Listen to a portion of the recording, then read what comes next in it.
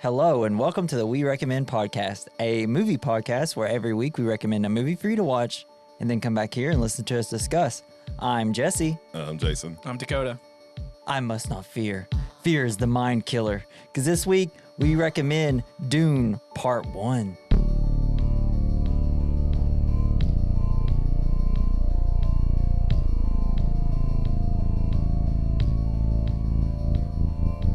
Dune. My son is like, when I told him to turn on Dune, he goes, "Is that Doon?" I said, yes. No, that's Dune. Dune. So, did you guys like the movie? Fucking Yes, awesome. Love Yeah, this movie. great. Probably one of those movies that, like, every time I watch it, what movie would you take to a stranded island? This might be one of them. It's Yeah. long enough that you will be dead at the end of it. I love this movie so much. It's awesome. And we talked about reading the book earlier. Like when I was a teenager, my parents gave me a box of books they had in college, and one was Dune, but there was another one called Nirvana, which Nirvana was big then, but it was really just literature porn, and I just ended up reading that instead. Yeah. I know. Well, I read it before the movie came out. I wanted to hurry up and read it, so I bought it like a year and a half before it came out. Took me a year to get through a little over half of it. Then I was like, screw it, I'm going to Audible. It's so hard to know how these names are supposed to be pronounced. That's what I have. So I was like, I'm ready to go to the audiobook because I just feel like I'm getting everything wrong. That's I wasn't though. I mean, I got a lot of it right. I mean, Atreides, That'd be Harkonnen, you know. You should try and read a Shai-Hulud. Warhammer book. Shai-Hulud. Those Oh, names God. always throw me off. That's why I just do Audible with them now. Yeah. I'm pretty sure, I feel like Warhammer could be inspired by this a lot. It is. This is like Yeah. Shakespeare It is. in sci-fi. I mean, yeah, All of essentially this. Star Wars. I mean, everything's a little bit based off this. Oh yeah, because it was they took It's essentially if there's a white savior anywhere, it comes from this. So what was Mm. their main thing that, because I don't know if you noticed in the movie, they don't have like robots or AI or anything because they don't have guns. They got that Well, they have- flying yo-yo They have one that gun. follows Yeah. them around. that. But But they Like all, the they what don't- was the spark once from Halo, the little big ball. 343 guilty spark. Yes, that's what. I am Yeah, that. 343 guilty spark. Well, I was talking about how they don't use AI because I don't know if they take the same backstory as Warhammer did because it's strongly based off of Warhammer's strongly based off of Dune. At least in Warhammer, there was an uprising of the AI and it nearly destroyed mankind, and then other stuff happened and they like banished all AI because it's like, no, it will destroy us. So that's why they don't have AI in it. oh, gotcha. And the whole, like, when they say Imperium and Emperor, that is literally what's in Warhammer. And I've been listening to the Warhammer books, like, that's all I've listened to for the last 3 months. So I'm sitting here watching it, like, I just want this director to direct a Warhammer movie. Get with Cavill and just make my day. Denis Villeneuve. Have y'all seen any of the other stuff? What is his other stuff? Blade Runner 2049. That's this guy. Oh, movie's okay. sweet. Sicario, Arrival, Prisoners.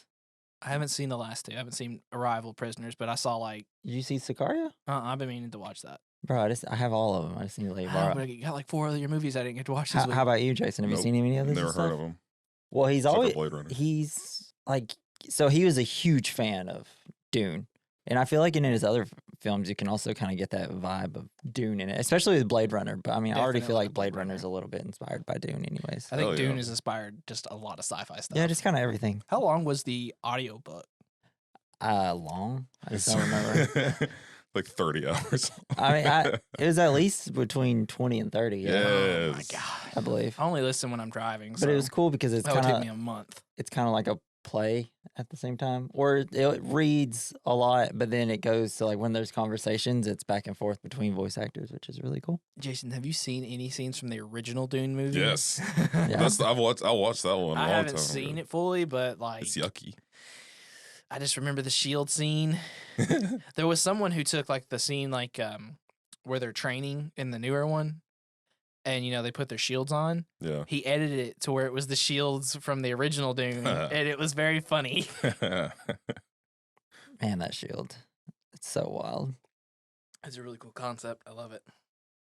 Yeah, except it's just like the shield seemed to be perfect for like if you're being shot at, but they all do Not a hand-to-hand lot of combat, bullets. which Well, that's is, the going on? point. They're the big army. They know how to fight, and having those shields are. that's true. I guess it'd been cool if they just kind of threw in someone that didn't know how to fight and was just like, But it was all also armies. had shields and they were just like easily getting stabbed. Nah, you're getting all warriors here. So let's get into the cast. So it's directed by Denis Villeneuve.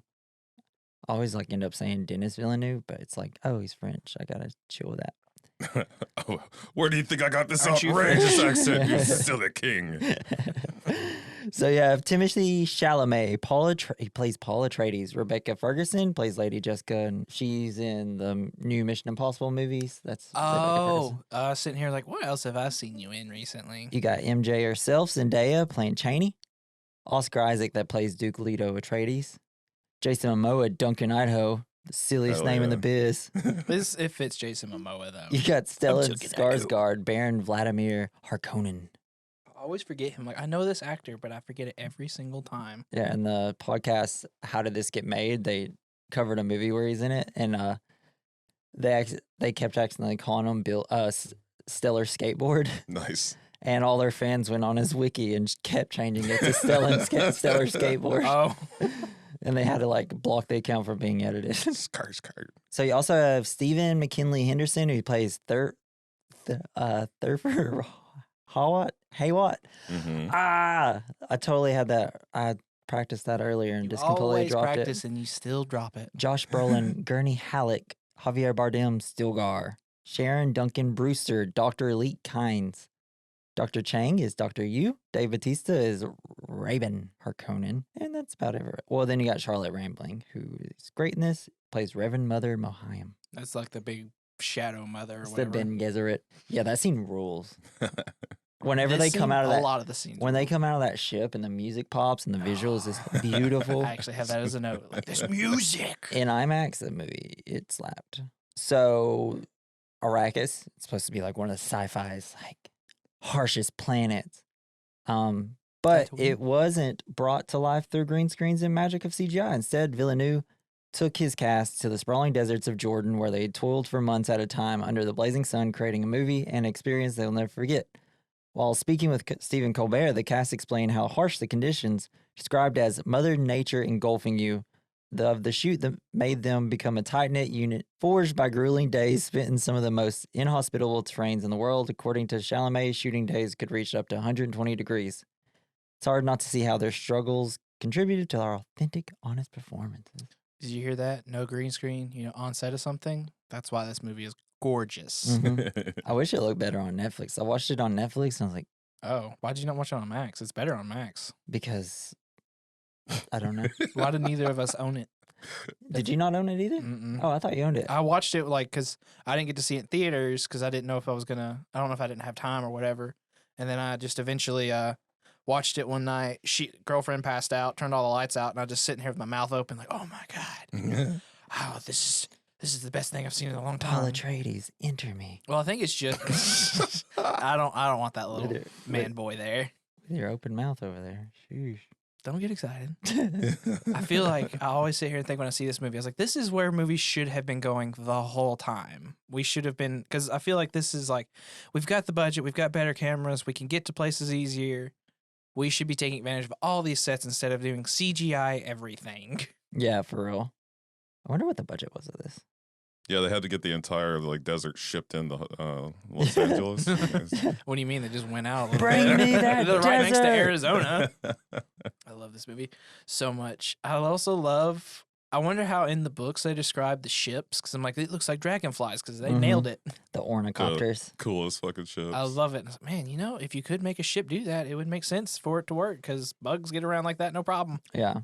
So if you want to compare like how good this movie looks versus how much a horrible CGI movie looks. So this movie, 165 million US dollars budget. Looks great, right? Yes. Flash between 200,000 or $200 million and or $220 million. And that thing looked like straight up doo-doo diapers. Yeah, there was diapers in it. You remember the baby scene? Yeah, for sure. Have you seen it? No. Oh. I just you- imagine Flash wearing a diaper. That'd be great. That opening scene, like, because we got there late, only just a few minutes, and my girlfriend went into the concession stand to get something because I was like, I need to watch this, and I'm sitting here, and she come back, and it was the opening scene with the hospital, the baby scene had happened. She missed that. Like I said, this is already not going to be good. It's wild. It's like it just all looked terrible. It Okay, just looked like this garbage. The Flash or But he did it. Ant-Man and Quantumania, third one. I don't know. Literally, I guess Quantum Mania had more fun. Okay, because Paul Rudd is more fun to watch. Better cast, I would say. In Modog just had a little old butt. Boy, had little old cheeks on that man. It's hilarious. I know whenever I watch it finally with girlfriend, she's like, "Oh, babe, it's you." So, according to an interview with IndieWire, veteran actor Stellar Skateboard spent almost 30% of his time working on the movie in the makeup chair, about 8 hours total a day. Good. I would love to see behind scenes footage of just. I like watching when actors sit there, like the time lapses, because Yeah, like it's like they did how with Batista and stuff. Yeah. And that, yeah. Skarsgård professed to not do too much acting himself because most of his intimidating presence comes from the power of his physicality in the suit he was fitted in as Baron Vladimir Harkonnen. these names are great. 8 hours a day just sitting in a chair. What would you do? I always sit here and wonder when I see like time lapses, especially like I didn't know this in Breaking Bad. Bryan Cranston, Mm-hmm. I don't know if it was eventually he stopped wanting to shave his head, but they put a ball cap and his little goatee was fake. I thought that was all real, Cranston. That would suck to have to just look like that for like 8 years of your life. Like 3 seasons. He wasn't doing nothing else. 5 seasons. He wasn't bald in the beginning. He didn't shave his head until like the second, third season. Until he started going the cancer treatments. Oh, That was his first season. shut up. Golly. So, costume designers Jacqueline West and Bob Morgan created more than 1,000 costumes for the movie, taking inspiration from Greek and Roman mythology and the dramatic tragedy that defines the source material. The still suits, one of the most famous garments from the books and designed to preserve the wearer's moisture, had to be created based on a live cast of the actors.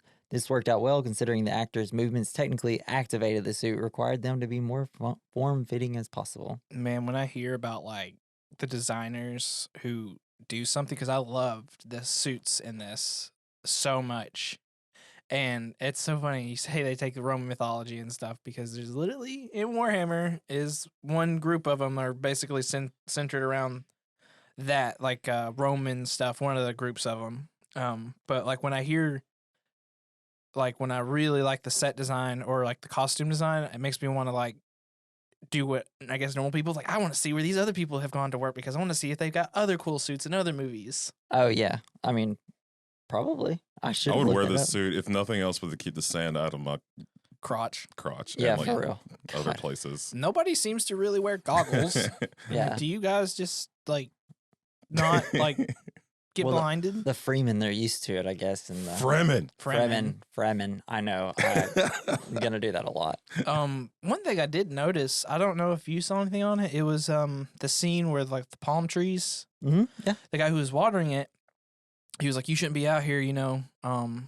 They're not worried about heat stroke and stuff." And if you look at the guy who's covered up watering him, he's sweating bullets. But Paul isn't. And I'm like, is there supposed to be like a little thing of like maybe because in this world I assume they also alter genetics some to have perfect children. So I was like, is he like more suited for it? Is he wearing something? Because he's wearing all black and he's not breaking a sweat. And if they were on set that day and he's not sweating, that boy's broken. He a vampire. I think he's supposed to just walked out there, I guess. I don't know. I don't know if you know when it gets hot here. The second you walk out, you immediately will start getting sweaty. I don't. Yeah, I think that's just for like. I don't sweat. I barely sweat. I don't sweat that much. Because you don't work hard. I sweat just thinking about it. Yes, I know. I sweat if I like start working enough. I guess this should be a good thing. I just Jason's walk wearing outside. shorts with a short sleeve. I'm wearing a short sleeve. I almost wore shorts, and Jesse's over here in a hoodie. He's bundled. I just have a hoodie, but there's no shirt on underneath. Oh, really? Your boy straight, naked under this hoodie. Hell yeah. You got to get some moisture.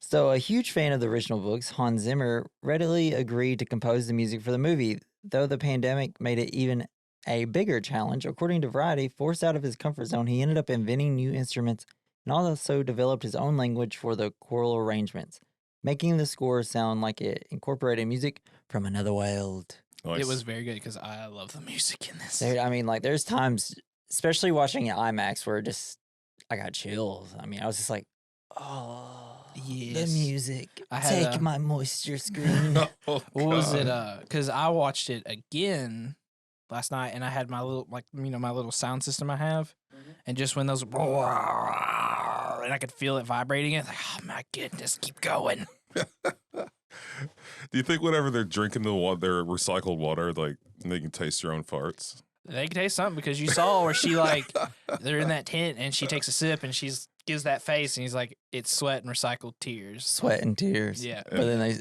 Pee-pee when he says tears, they stare deeply at each other like, we cried last You cried night. because I yelled at you, mother. I think my favorite thing is whenever we're on the Harkonnen planet, and they're getting ready to like send the troops out, and you just got that one guy's on like a platform, Well, it's so throw singing, Hell yeah. It's so tribal and awesome. ceremonious. And I missed that the first time. I was like, oh, they're putting red paint on them, weird. And then I saw Scoop it, and I was like, oh, that's blood. Then I looked up, I was like, oh my god, it's just a bunch of bodies hanging upside down. Well, I mean, it's essentially just I guess like the theme of the book is the whole point of the Dune is we have to change our ways. No war. The land is everybody's land. Let's even though it's like all sci-fi and futuristic, it's still just, oh, I got bigger stick. This tribe has Hell bigger yeah. stick. No, this tribe has bigger stick. Let's just kill each other. What? And it's like the whole point is like Paul's our savior. He's gonna save us from this. He's gonna be the leader of the universe. I hope, because when you lead like with that kind of big expectation, I kind of hope we see more of that. No offense to like Chalamet, like he did great in this. It's just I don't know if it's just because he just looks perpetually young. I just don't see him as like this intimidating leader later on. He Like, kind of looks like Frodo Baggins sometimes. Well, that is kind of the whole point of the book. The first half of the book, which this covers pretty much, like everything up to the Fremen. Mhm. Well, because I mean, the end of this movie, he loses his innocence by killing someone. That's Yeah, the there are whole questions point of the ending of about that. one of the scenes later on, but that will be near the end. Okay, well, Let's go. I think it's time to get into it. I didn't put too many notes because I don't want this to be a 3 hour long Yes, podcast. we gotta go. Real quick, Because I'd though, have to break it into two parts. like the scene that they're Running putting over the blood on penis. him. Just want to say, 'cause I just can't help his Warhammer. Just think of Dune. Which, by the Nerd way, His clean version. we know nothing about, so it's I only know. him. Is just the way to look at it is if you just like take the Dune world, but throw in Gothic to it, and you have Warhammer, because their ships look like Gothic cathedrals flying around. Hell yeah. Well, as long as there's people in giant suits, is there that? Yes. Then I'm not interested. There's also space hell. I'm just kidding. That's awesome. Yeah, because that inspired. Event Horizon. Yeah, right. Everyone says that is like if they said we're gonna make this canon to Warhammer world, everyone's like, okay, perfectly makes sense. Because we know Paul W.S. Anderson is definitely a video game lover, right? I mean, since he does every single video game adaptation. What movie? Monster Hunter, Resident Evils. He did something else, and I watched a movie with a girlfriend, and his name came up after we watched it. It's like, oh, that explains. Oh, I think he did Alien versus Predator. Did he? Someone, I saw the name, and I was like, I think that's the guy who directed the Resident Evil movies. Like, that explains a lot. Those movies are so video gamey. It kind of detriment. I like them. They're not like I went back and watched AVP, and I was like, not as good as I remember it from the kid, but It's it's still fun, that's still yeah. fun. And It's still fun. I would much rather watch it. It than is The Paul Predator. W. That makes so much See, sense now. see, Why yeah, it's so bad. it's a I mean, I like the And- Resident Evil movies, but not because they're good. exactly it's the same thing for that. The They're just first one I something. thought was pretty good. Did you ever watch Requiem? No. It's dark, but I still think I need to rewatch that. Are one you as talking well. about Resident Evil or Alien versus Predator? What are you talking about? What are you talking What are about? we all talking about? What are we all here? talking about? I We think were we're talking about the director. You know what we're talking Yes. about? You said I've seen the first Resident Evil. Oh, Okay. yeah. You haven't seen the others? No. Second Not one's really. not bad, and then after that, it gets way bonkers. No, the third one's great. Yeah, I haven't Eh. seen those. Third one's my favorite. But anyways, we're talking about Dune, a good movie by a good director. Yay. But actually, one of my favorite directors. If y'all need to watch Arrival, if y'all have never seen it, I know the twist and everything. It just doesn't matter. It's still just a great movie. I don't know. Like it could be like one of those like where I had heard how Gone Girl was, and I never watched it because I knew the twist or like parts of it, and then when I fully watched it, I was like, oh, this is just a really good movie, so maybe I should just give it a chance.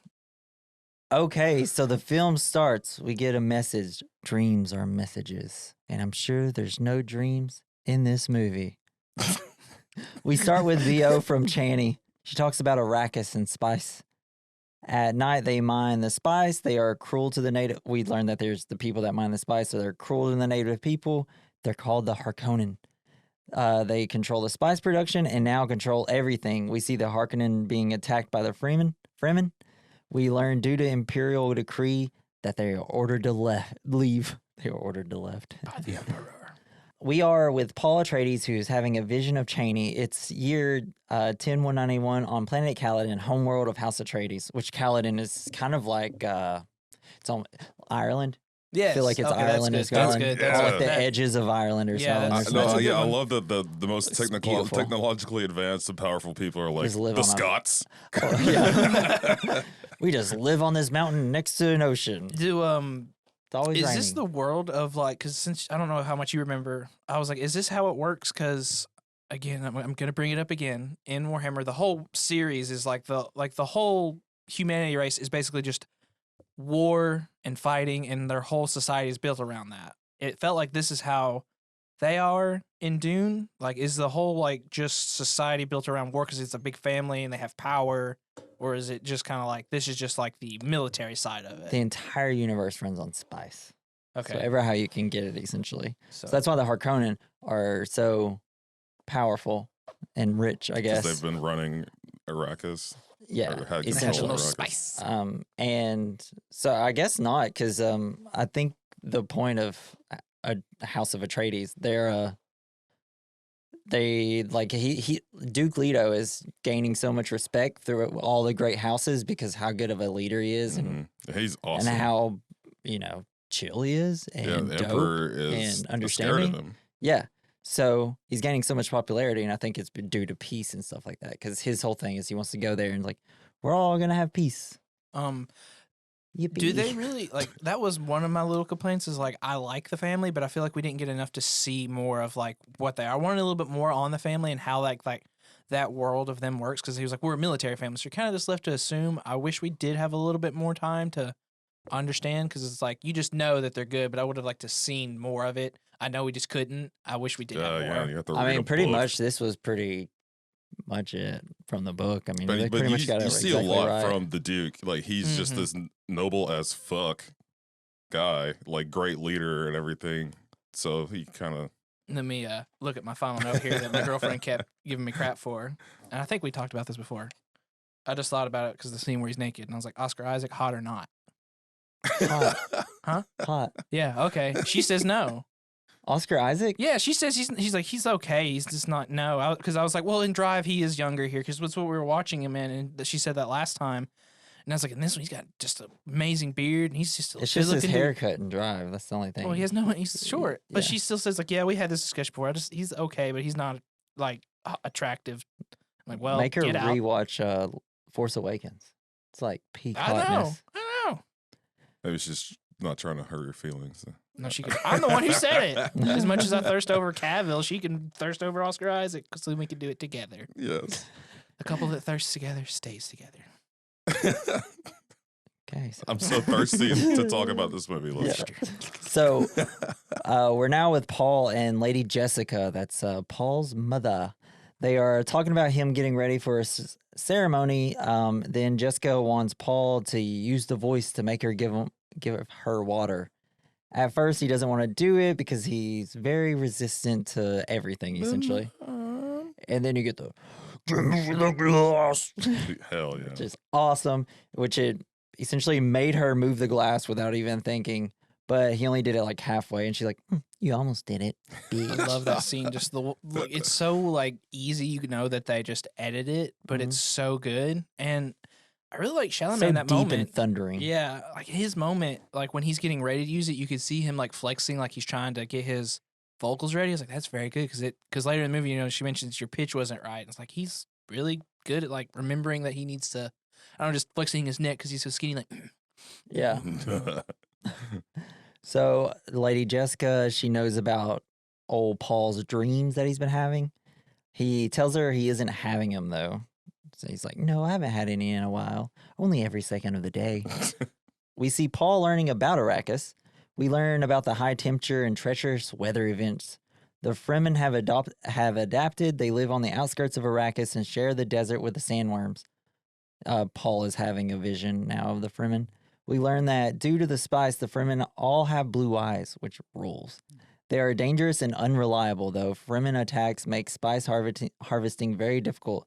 To the Fremen, spice is a sacred hallucinogen that preserves life and enormous health benefits. Hell yeah, they're just constantly tripping balls. Yeah. Is that why everyone in the universe wants it? Is because of the health benefits? Because I never. No, it makes Interstellar travel sorry. possible. Did I just skip over that? I did. That's always was like, what do they use? I missed it. Was it that they mentioned it in the movie? Is that what they use It's it the for? opening voiceover. Says Oh, it's like the very that's the problem with the opening voiceovers. It's I like missed that because I was like, what do they use this stuff for? especially Tripping since balls. I mean, like, that makes sense, but the visuals are so good that it's like, oh man, you just kind of forget to listen a little bit. And then whenever she says that part of intergalactic space travel, it's just like a gorgeous shot of a spaceship, and it's like, oh, whoa. So the Ship goes spaceships fast. that they use, because I noted this down, it's like it's funny how these ships look like the worms. A little Yeah, bit. everything looks fucking nuts. Mm-hmm. That's what you're supposed to do when you have a sci-fi movie. Go nuts with your stuff. Everything's phallic shaped and holy. Holier than now, you know. Because like all the little outs, I guess wherever they go through to shoot through space, the giant rings out there. I'm like, another sexual organ being represented in what this. else are you supposed to do? Everything looks like butts and boobs. Right. So for the Imperium, spice is used by the navigators of the Space Guild to find safe paths between the stars. Without the spice, interstellar travel is impossible, making spice the most valuable source in the universe. We see Paul watching a giant ship landing. It's just like some of the most gorgeous freaking crap. A group of people walk out in silly spacesuits. Next to Paul is Lady Jessica. Silly. Duke Leto, Atreides, the father. Gurney Halleck, who's like their... he's essentially a bard / lieutenant, kind of. Who? Which one? Gurney. So in the book, he sings a lot more and like more poetry, as you kind of see in this. They kind of cut out a little bit of Which the one was he? songs. Was he the one who like how He's much Josh would it... Brolin. Oh, okay. Oh, that's right. I was thinking of the other guy who like how much is this going to cost? And his eyes rolls back in his head, and he's like, Oh no, that's blah, blah. that's Hawat. God Mhm. dang So it! I wanted to bring Nailed it up. it. Say that name for me. Fuck. Yeah. So Duke Leto tells Gurney to smile and pretend he's excited to see the people from the ship. Just has like a snarky comment. Hey, what? Hawat gives Leto the approximate amount it cost him just to visit for this formality. He does this weird eye thing, which is dope. But so essentially they spend, I don't know, billions of dollars just to fly down to be like, hey, you want Arrakis? Yeah? Well, it was an Okay. imperial decree. Yeah. I just every time I think about a scene from this movie, I don't think there's a scene in it where I'm like, this is just not that good a scene. Everything in it, set design, just so good. I really only have one issue with this movie, and we'll get there. They are on the people that landed there on the behalf of the Emperor. They're giving House of Atreides control of Arrakis and to serve as its steward. Duke Leto accepts the job to bring peace to Arrakis. They seal the documents. We also see the sister of the Bene Gesserits, and the fate of Duke Leto is sealed. That's a good little. He's got the rings, the seal with the wax. He's Yeah, so it's funny got- because like he was wearing gloves the whole time, and he takes his glove off. He still has that ring. He's like, that ain't working for you, man. You know how big that ring is. You can't wear gloves comfortably with that. So something in the movie that they kind of do, but I feel like the book is just, when this happens, the Duke knows he's dead. He knows he's being set up. Okay. Oh, Completely in the book, he's like, oh, great. We have to do this. Because you can't say no, though. well, Right. does he know he's set up for failure, or does he know he's like, this is going to be a hard thing? He's trying to like weaken me a little bit. No, they know that it's like, okay, this is A death sentence? essentially, we're just being shot out here to die, essentially. 'Cause you can't say no, or you get swarmed. Yeah, pretty much. Yeah, Because he's then gonna it'll be die like, anyway. they're going to come get you either way. And they'll just have like a better reason to be like, the reason we're departing with the House of Atreides is because of this. Now he's all y'all's enemies, like all the great houses. So, I mean, either way, he's set up to fail here. That's why some of the lines he says a little later kind of will make more sense. Like, I thought we had more time when he's talking to Lady Jessica, and he's like, oh, I thought he just knew it was like, it's coming. Like, he saw more like after the one thing got ate by the worm, and he's like, they set us up to fail. Yeah. He's I guess more in the movie now, they're showing that he's a little more hopeful. I guess he's like, oh, there's a chance. We have the equipment and stuff when we get there. So we see a ship flying in. We meet Duncan, Idaho, who is very friendly to Paul. Paul's like, Duncan, my best friend. My boy. My boy. Paul looks up to him. Idaho is going to Arrakis as an advanced team. Paul wants to go with him. Idaho says he can't. Paul admits to him that he has been having dreams about Arrakis and the Fremen. He says that he sees Idaho with the Fremen, like working with him, and then he says he saw him laying dead, fallen in battle. See, I typed in Freeman so much, and then halfway through this, I'll type in Fremen, which will make it easier for me to remember. Yeah, so this is another vision of his, like, will his visions come true? Are they just like... Yes. Right, because they're not black and white. Is he supposed to just interpret it and like pick which part is going to be accurate? Well, he says that he can feel what's really going to happen, and so he knows what is true about his dreams because he has a feeling.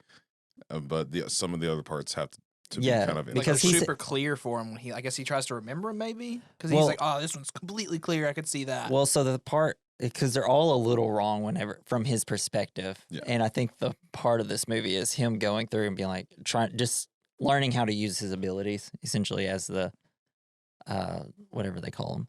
But yeah. Because in this, Neo. Because in this, Matrix also inspired by this, honestly. But so in this vision, he sees that Idaho dies, but like he's saying, like, I should have been there with you. I should have been there to help you. And it's like, you were, actually.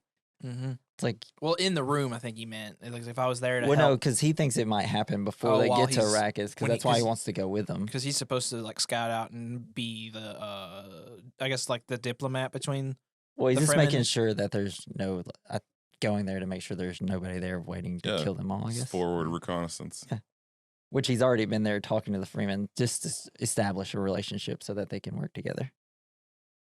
And then, so after he tells them about the dream, Duncan Idaho says, dreams make good stories, but everything important happens when we're awake because that's when we make things happen. Look, you put on a little muscle. I did? No. He says he'll see him on Arrakis. 2 weeks, right? Yep, something like that. Or they're heading out 2 weeks. So Duke Leto is in the cemetery. Paul comes to ask if he can go with Duncan Idaho. Duke Leto refuses. He says he is too important to go since he will eventually take command of the House of Atreides. Leto says he will need him because Duke will have to deal with great political danger.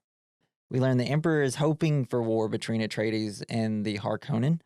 To weaken both houses, Duke Leto wants to join with the Fremen so that they can share the desert power. Desert power! Well, here what was it? He said, on this planet we ruled through air and water power. Yeah. Desert power. Now we can.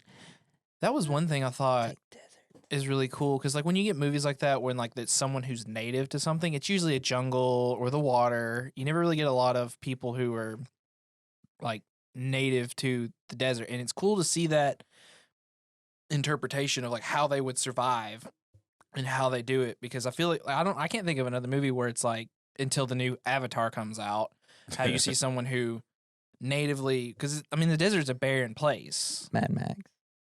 Yeah, but they're surviving off of old stuff, not something like they learn to live with the world. Versus Mad Max is like Sand people from Star Wars. Tusken Raiders. Those aren't real. No, I want to see people. So we learn that Duke Leto wants Paul to sit in on his council meeting that they're about to have. Paul thinks he is not the future of a House of Atreides. Duke admits that when his father asked him to become leader, he didn't want it either. He wanted to be a pilot.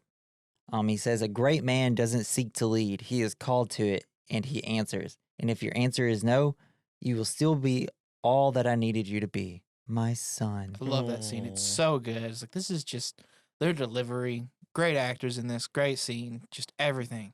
Yeah, it's almost like if you just get really good actors and a good script together, And know how seems to like you take can make a advantage of movie. real places and sets. You can make a Instead good of, movie. making a movie over 5 years and just constantly recutting it and doing And then stuff. 5 different directors hop on and everything. Duke says he found his way to it, and maybe Paul will too. We were with Paul training. Gurney comes in.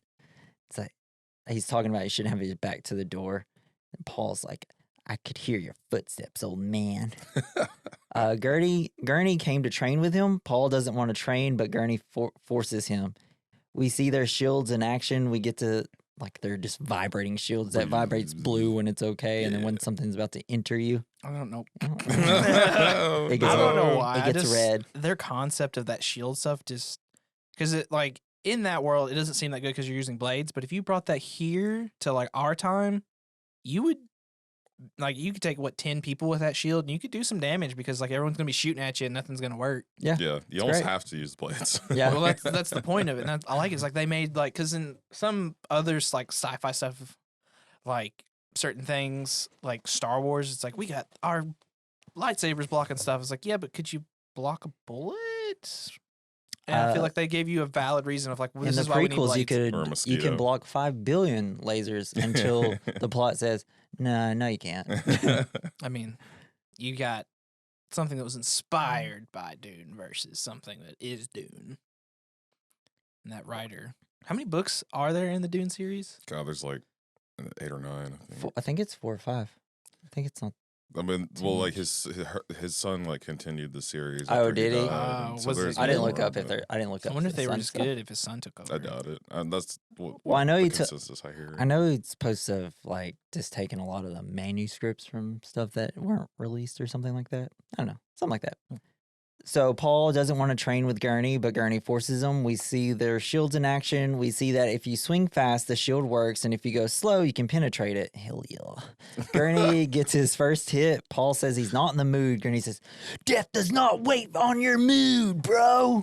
I thought it was good. He's right. You can't wait. It's always going to be there, especially he's since you're essentially just trying to be Duke's like, son. stop being a spoiled brat. Let's go. We're fighting. You're not in your mood.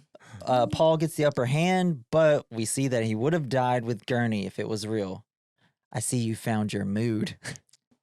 I love So Gurney. moody. Gurney is one of the best characters in the book. Josh Brolin's just awesome, too. Like there's a lot more with him in the first part of the book. Paul asks if Arrakis will be that bad. We learn for 80 years Harkonnen has owned Arrakis. He says they are brutal, and Paul has to be ready. For so the essentially Harkonnens, not the... Does he say like the No, Harkonnen? for the Fremen too. They have this idea that the Fremen are completely under Harkonnen control and will do whatever they want. that and like when you're that powerful, everyone's trying to kill you all the time. Well, yeah, he's the Duke's son, and apparently, their family is well known and well liked. Yeah, but it's also, I think it's just kind of like this propaganda against the Fremen. Because They're it's supposed to be savages and demons in battle, but really they're just like, we just trying to get water out in the desert, and you guys are screwing everything seems for like us. modern day. We just It's we Avatar. gotta make sure you feel like these people are bad people, and we're us taking their resources. They don't need it because they're bad people. I mean, it's like Avatar, essentially, Hell giant yeah. tree. I don't care. Right? Yeah. So now we are on Getty Prime, homeworld of House Harkonnen. It's dark and it looks very like military based. Like you just imagine if the Nazis won, this is what the world would Well, that's look what like. I like. Is essentially. that it seems very like a lot of places, their culture is wars, military. Yeah. And it's different when you see like a whole planet based off of it, and that's how they live and survive. I like that kind of concept. And we meet Lord Baron. And we see Robin with Raban, which is Dave Bautista. Raban tells him all the ships have left Arrakis, but he's very pissed. He doesn't understand why Emperor gave Arrakis to Atreides. The Baron explains that because the House of Atreides is rising in popularity, the Emperor is becoming jealous and wants them eliminated.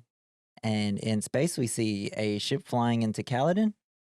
Lady Jessica is dressed as a Ben Gesserit, Jessica? and it's the best shot of the movie for me. Oh, when she shows up to I mean, like Well, it's when all the Bene Gesserits start walking out of the ship, and it's dark outside. You have the light shining from the ship. That's when I in was, IMAX, Hell dude, yeah. when it happened, I was literally just like gripping the seat. I'm like, people are just walking out of a ship, and I'm over here like white knuckling it. That's how. That was the Tearing scene. I up. think I was sitting here watching. Like, oh God. my god, this is just It's like just the music. when hits the with it. music hits, it's just loud bass. Hans Zimmer. Keep So making good. music Hans for Zimmer, movies, man. man. Have you ever looked up his like what he's worked on? I think I did one time because he did a lot of the music for this Snyder like DC films, right? Well, I mean, he did. Wonder Woman. He does all of Christopher Nolan stuff Oh yeah, that's right. That's right. up until Tenet. It's just funny because before that, it was a bunch of like rom-coms and stuff like that. Yeah. I mean, he's done so much. Like, I mean, he's done action films and stuff like that, so a few war films, but he's done like most of Nancy Meyer's movies and stuff like that. That is. She did The Holiday. I don't like rom coms. When Harry met. Well, no, that's Nora Ephron. Whatever. He didn't do. She does like the best rom-coms though. Those movies rules. I don't care. It's If it was like complicated. When Harry Met Sally, I do like that one. I was thinking about that today. I don't know if he did the music for that. He might have. I don't care. But his music now is all whoa, whoa, whoa. Back then it was like He's got layers to him. it sounds nothing like that, by the way. So we see Paul asleep, dreaming of Cheney. Lady Jessica wakes him up and tells him to go with her. She tells him the Reverend Mother Gaius Helen Moham is there. She was Lady Jessica's teacher at the Bene Gesserit school, and she is the truth sayer to the Emperor. She wants to meet Paul and talk about his dreams. He wants to put his hand in a silly box. Yeah. We'll just hold on. So we meet Dr. Yu. He's there to take his vitals. He touches his temples. Yeah, he's just like the Vulcan mind meld. Yeah, essentially. I missed that the first time. They have this ability that they can read It's certain probably people. like, yeah. He whispers in Mandarin to Paul. He says that the Bene Gesserits serve the greater good, but that he should be careful because they serve their own design. Then Lady Jessica signs, "Tell no one of this," with her hands. Lady Jessica tells Paul to remember his training before he goes in. Then they go in to meet Gaius. She is using the voice to ask him who he is. She says he has defiance in his eyes. She uses the voice to bring him to his knees in front of her. It's rad. Yeah, it's The so voice- quick too because Her voice is so much more powerful than all the other voices She's that a you pro. hear. Like when you Yeah. see movies where they tell people that they have to do stuff, usually you get like that struggle of like, oh, I can't stop. But this one, it just happens so suddenly. Even he's like, you're like, whoa. He just She walking. just whips it out, lays it on the table. And, Just like, and this he's is even who like, I am. I can't stop it. It's just so sudden. It's like that's how it would be if you're being forced to do something. It's fucking cool. You know what it reminds me of? Anytime a Sith did it in Star Wars. Where like force someone like to Well, their that's a knees force and pull stuff. versus like, Well, I mean, it's essentially what she can do. Like, get over here, and it's like. but she's telling you, and your body's just like, okay. And you're like, damn. I just like that your mind turns off, and like next thing you know, you're standing over there to immediately right in front of her. Yeah, and just that's what I like. what They the did a heck? good job of So showing cool. that scene of like, oh shit. But this super upsets Paul. He's like, "How dare you use the voice on me in my own home?" Well, he also was like, how dare you also insult my mother in her home? And I was Yeah. like, yeah, good guy. She tells him to put his hand in the box and holds a gom jabbar, a poison needle. It's instant death. He holds it to his neck. The test is if he removes his hand from the box, he dies. She says that pain is in the box. Lady Jessica knows this has to be done. She like walks out. So and the box starts and he's just going through all this pain. I just think it'd be funny. He's like, "Oh, did it start yet? Oh, she didn't turn it on. Oh God, it hurts. Ow." Just thought it'd be funny. Screw me. I don't know. Maybe I'm an I'll idiot. do that. Put a delivery. Like, what's in the box? Pain. What's in the box? Just a bunch of bees.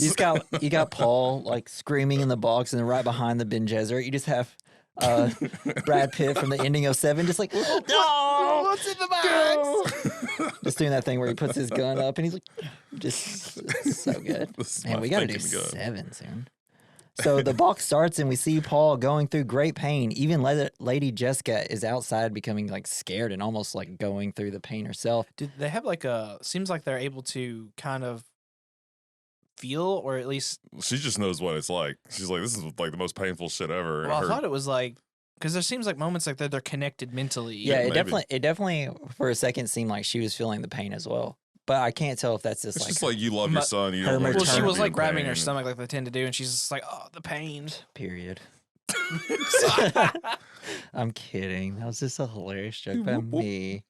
But while she's scared, she's saying, I must not fear. Fear is the mind killer. Fear is the little death that brings obliteration. I will face my fear, and I will permit it to pass over me and through me. And when it has gone past, I will turn the inner eye to see its path. Where the fear is gone, there will be nothing. Only I will remain. Bunch of nonsense. Hell yeah. He hears She's a it in his head. badass. Bunch of really He just rad nonsense. Gets all stoic face. He's like, I could take it. Yeah, and then Paul looks like he's gonna break, but the music really hits, and he starts to focus, seeing like, hell yeah, this soundtrack vibes. And then he's able to overpower the box. Then Gaia stops the test. She almost looks worried. I don't know if y'all got that. She's like, She oh, definitely shit. looked like, dang it, I was kind of hoping he'd die. Well, Yeah. I think it's the look. implication of who he could be. Right. He could be like the savior of the universe. Well, they or don't want whatever. him to be the one. Why? Everyone seems like, well, we don't want him to be, because I guess they know, like, if it happens, a bunch of wars about to happen. But they kind of expected it to be a woman, though, right? They 'Cause don't they're- trust. They don't like that he's a man. Yeah. Do you know more about that exactly? Because they could explain it in part 2 more. I want to know more about their culture, the Bene Gesserits, and like, Yeah. is there a specific reason they want women to do it more versus a man or anything? The conversation between Lady Jessica and Gaius is definitely a little bit longer than in the movie. They do explain it. I can't remember off the top of my head, but it's in the movie? They're essentially just think of it like kind of like nuns. Okay. Because women are just can control their emotions more, I suppose. Yeah. And men destroy everything. Yeah. Yeah. They lead with their thinking. Essentially, I Wieners. think it's what it is. It's like they know that like it's I don't know. I guess you see this in a lot of media now where it's like the women, they like the concubines that go up to people and whisper in their ear and Yeah, start because they're something. like It's stuff like that. What is it, like the the- snake in your ear type The of thing? worm Yeah, tongue. and then you even have Silver tongue. what's the older woman from Game of Thrones? They're like the green. Yeah. But like- she's the one that poisons. Joffrey. Spoilers. You already said it, Joffrey. Yeah, We sorry. can cut it out. Well, yeah, Um, they just kind of like essentially working kinda from like the that. shadows. Yeah. What was that? Tyrell? No, it wasn't Tyrell. I can't remember, dude. It's been so long since they were in the story in my life. When Paul removes his hand, he sees that there's nothing wrong with his hand. We learn that if Paul wasn't able to control his impulses, they would have killed him because he is too powerful, and they don't need an animal to have this type of power. Because before she puts his hand in there, he's like, a wolf would gnaw off his paw to save his. What will you do? Yeah, what will you do? They just don't want him to be like a wild animal. He asks because he's too powerful. He asks because he is the Duke's son, but she tells him it's because he is Lady Jessica's son. You have more than one bloodline, boy. She comes in. Paul tells her of his dream. He explains that he sees Chani in his dreams. She says her goodbye and that she hopes he lives. Hell yeah. Then Jessica asks if she had to be so harsh with him. Lady Jessica. She's like, I said, I hope he lives. Yeah. What else do you want from me? What do you want, dude? I didn't stab him, even though he I did didn't good. kill him. To be fair, I Like, felt there's like it was nothing in pretty the- tame. There's nothing in the box. I didn't do anything to him. Chill, Lady Jessica. I mean, does it sound weird when you say go in the room with the old lady and shove your hand in her box? Paul comes out. It's like, that was weird, man. Thanks, Mom. It's like I put my hand somewhere I'm different. a man first. now. They also like I don't know if you have it. They mentioned like when she's like they've been because they mentioned it to Jessica. It's like we've been carefully crossing lines, Yeah, bloodlines. Yeah, that's what. It's all right here. So Lady Jessica trained Paul against the Bene Gesserit's orders. She was only supposed to bear daughters. She had a son because she thought she could produce the Kwisatz Haderach. Mhm. Gaius is not hopeful that Paul is the one. They laid his path on Arrakis as long as he doesn't squander it. Then Jessica cries. Mhm. There was something I wanted to say about this. In the movie or the book, they kind of go into why she ended up having boy. It's because Duke Leto really wanted a boy. She also wanted to have a boy, not just a daughter. And Send it off the to them. pressure of like Duke Leto and wanting to please him and have a happy family kind of made her have the boy, I believe. I believe. I'm sorry if you read the book and you love it and I got that wrong. It's been a while. Well, if you think about this, the kind of thing that those Gesserit people, they're kind of controlling everything from the shadows, because they mentioned later that the Emperor himself doesn't have sons. Yeah. Because He only has daughters. they're in control of like everything going on with him too. Yeah, I mean, essentially they so control there's no everything. people to the throne. I Yeah, guess they're still there's no doing one- like if you have a son, that's the claim to the throne. Right. Yeah, because that's going to be a big part of part 2, where it's like he needs someone that can become the emperor later on. We'll see. You'll see. Sweet. Which is going to end up being Florence Pugh? No, that's never mind. Just Will we forget see the forget Emperor everything. in part 2? Huh? Do you know if we'll see the Emperor in part 2, or Yeah. is this okay? Cool. Yeah, it's supposed to be the second half of the book, so we'll see everybody. In the mist, and as Jessica starts walking back to their home or whatever, in the mist we see Paul slowly forming, and it's such a rad shot. We see that he heard everything. He asks if it's true. He says the Bene Gesserits steer the Emperor from the shadow. The Bene Gesserits have been crossing bloodlines to create someone powerful enough to bridge space and time, past and future, and one that can give a better future. It's definitely, probably Paul. Yeah, he's a magic boy. I'm the magicalest of magic boys. So yeah, that's essentially, they're just trying to bridge space and time. I guess they're going to start like straight up Easy. time traveling and just, doing whatever they want. They're essentially going to have all control over the world. Yeah, I mean, fuck yeah, pretty man. much. We see a shot of a spaceship raising out of the water. It's so cool. The way they can show, like just what you mentioned with the missing, he like slowly forms up. His way of like bringing things from like the shadows and just the way like it comes to the forefront. Mm-hmm. That's something Denis Villeneuve is really good at. I mean, you saw it in 2049, Ryan Gosling kind of walking out of some mist. Arrival with the ships just kind of coming from the sky. It's always so good. It's just Hell yeah. his ability to reveal. And there's the final shot of a movie he did called Enemy with Jake Gyllenhaal. It's like the final shot. It's just, I mean, it's kind of all nonsense, but I love it. It's just like the reveal of it was so jarring and like, why did that terrify me? It's like, and it's like the Starship Enterprise coming out of the water and the Yeah. second one. That Yeah. It was awesome. That was really cool. Imagine if he did a Star Wars movie. Denis Villeneuve? Yeah. Dude, just let him do whatever he wants. I'll watch it with my Oh yeah. face holes. Eye holes is what I meant. So Paul is watching from a distance the spaceship rise and fly off. We see House Atreides packing up. We see all the ships landing on Arrakis now. Paul is in the darkness of the ship, and then the door opens with the blistering sun. Gurney says, "My lungs taste the air of time, blown past falling sand," and then some bagpipes start to really. Hell just yeah, kind this of is what I ruin the was like. moment. Yes, it's the Scottish. It is so funny. It's My girlfriend, so she's is. like, "Oh no, coming out of bagpipes, instantly killed." What? I just like that guy. The guy's like, hell yeah, I'm the only one on this planet that can play these bagpipes. Let's go, baby. She brought up a point. Do we know, is it just their culture? Because like when the women come out, they're all wearing the shawls and covering their faces versus the men are just out there getting sand blasted to the face. You gotta be tough. Yeah, I mean, I guess it's just them protecting their faces. I don't know. I'm sure it's some. They don't level of moisturize. protection thing. Do they? I actually Maybe they don't do. remember what they say that they are wearing at this point. What the women wear Well, off it's the just top like- of my head. They so- wear that Michael Cera lotion. Yeah, on their face. Sarah V. Sarah, CeraVe. I use that. So they all start walking out on Arrakis for the first time. Paul sees Hawat, God dang it, and runs and hugs him. Aw. I love this. I love that Paul just loves everybody. Yeah. He's just like a good little 15-year-old because he's supposed to only be 15. He's in the very- book. Is he? Yeah, he's underage child. Oh, I don't like that. I've never liked that in stories when like they say the next person, because like as you get older, you're like, you're 15, you're not gonna be able to do anything. Yeah, In my head, he's like above, he's like at least early 20s, if not 21. yeah, but I think it's like 15 or 16. It's I'm supposed not to be in going the with book. that. I'm not Well, going with that. you're wrong. But I think that's what it's supposed to be, where his He like loves this guy. his innocence and He stuff. he probably his, like raised him. his innocence is supposed to be a very important part of the Of the first book and the naivete. first half of the story. Yeah. So the Fremen look on at him. They're all like outside, just like, hey. He's They start. hot. They start.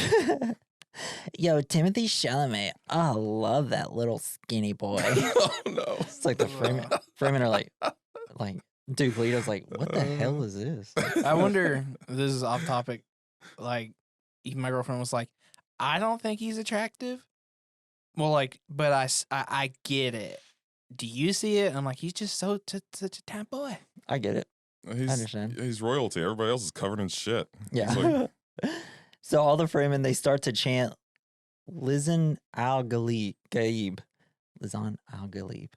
Gaib. It's not Galib. Dang it. and that means the voice from outer. It's an off-world messiah or prophet, yeah. or the voice of the other world.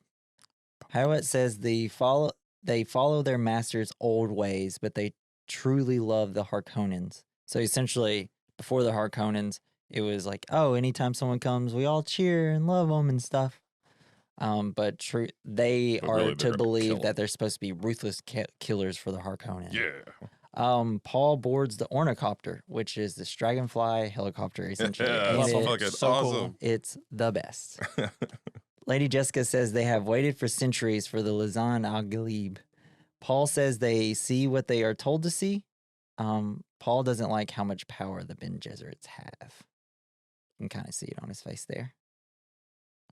We see the Atreides home. It's a massive town / temple, like barracks situation, You talking essentially. about like where they're in The big pyramid thing. Yeah, the big giant area that eventually won't be Looks there like too one of much the old longer. Halo 2 maps. Yeah, it does, doesn't it? Yeah, Yes. I know exactly what you're talking about. Oh, I just like, oh, if he did a Halo movie, great. But then I forgot we have the Halo show. I will say the trailer for season 2 looks better than the trailer for season 1. Well, looked. yeah, because they learned some of the mistakes, but I've seen some of the stuff from Like it. It's still got. The space parts of it look really good. There's though, good surprising. parts. Like I watched a scene recently from season 2, and they have the potential to be good, but then they throw in their own stupid stuff with like the humans.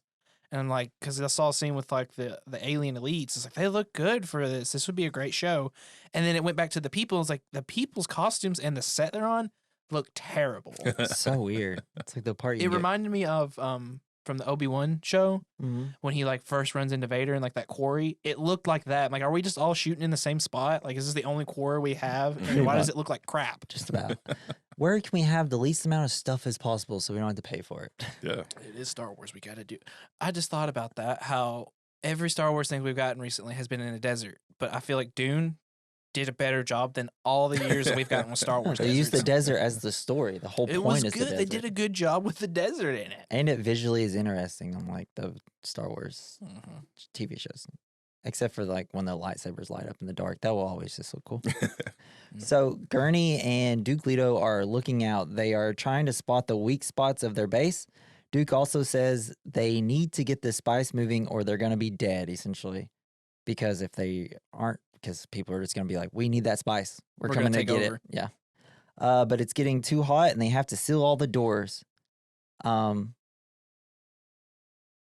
some reason, I wrote down the line, to shower, you scrub your ass with sand. I don't Okay. remember why I put that down. Sounds legit. Oh, He asked him like yeah, there was a joke or brief something. moment. Yeah, he asked something like that. I And just he can't remember. says, like, what's the saying here? Yeah, and he was giving his little, Brolin's character was giving the little snarky comment again. Yeah.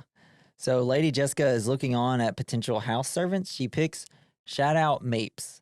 She exposes Shout Out by saying she knows she has a weapon. Shout Out says it's a gift to her because she is the one.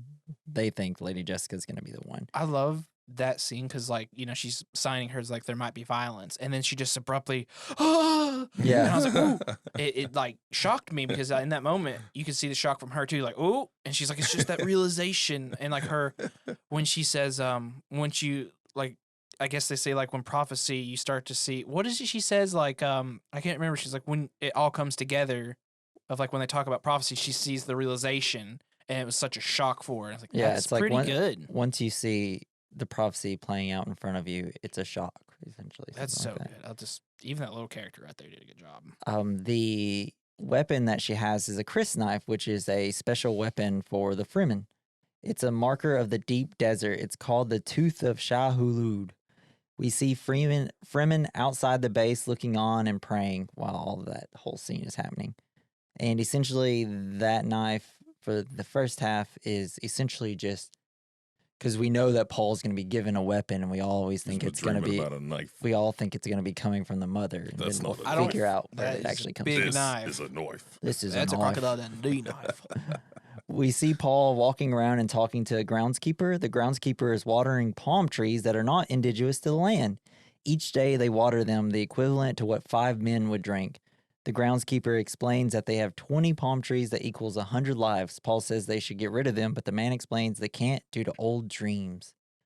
So it's definitely a place of tradition and old ways. And the one person that can break it, will it be Duke Leto or will it be Paul? Let's find out. I have no idea. So we learn about sandworms because Paul is in his little room watching more videos. All of Hell yeah, he's got that awesome plaque on the wall. Yeah. The picture. Yeah, it's great. So we learn about sandworms and the sandwalk. They are attracted. We learn that the sandworms are attracted to sound and vibration. While Paul is learning, we see a little robot thing enter Paul's Fuck room. yeah. It's like as small as a mosquito, but Paul is able to sense it either way. It comes in to sting, but Paul doesn't react, and the hunter seeker, which is what it's called, stops right at his eye. And we think it's gonna get him, but Shadow comes in and Paul stops it. He says the operator should be nearby. What in that scene That's a lot where to read. where it stops right at his eye, why did it do that? Was it because the operator was like, Its vision is based on movement. well, it looks like, well, and yeah, that's what I thought. But then like I later, think that's what it is. well, there's another guy later. Well, it said operator. If I there's an think. operator, I figured he'd be controlling it. But if it is based off of movement, I guess that. I don't know. I don't know. That's still a great scene. I just was like, It's why did fucking it stop? cool. Was it like He ain't scared. he wasn't? And I was like, was it just because in that moment it's like I'm not.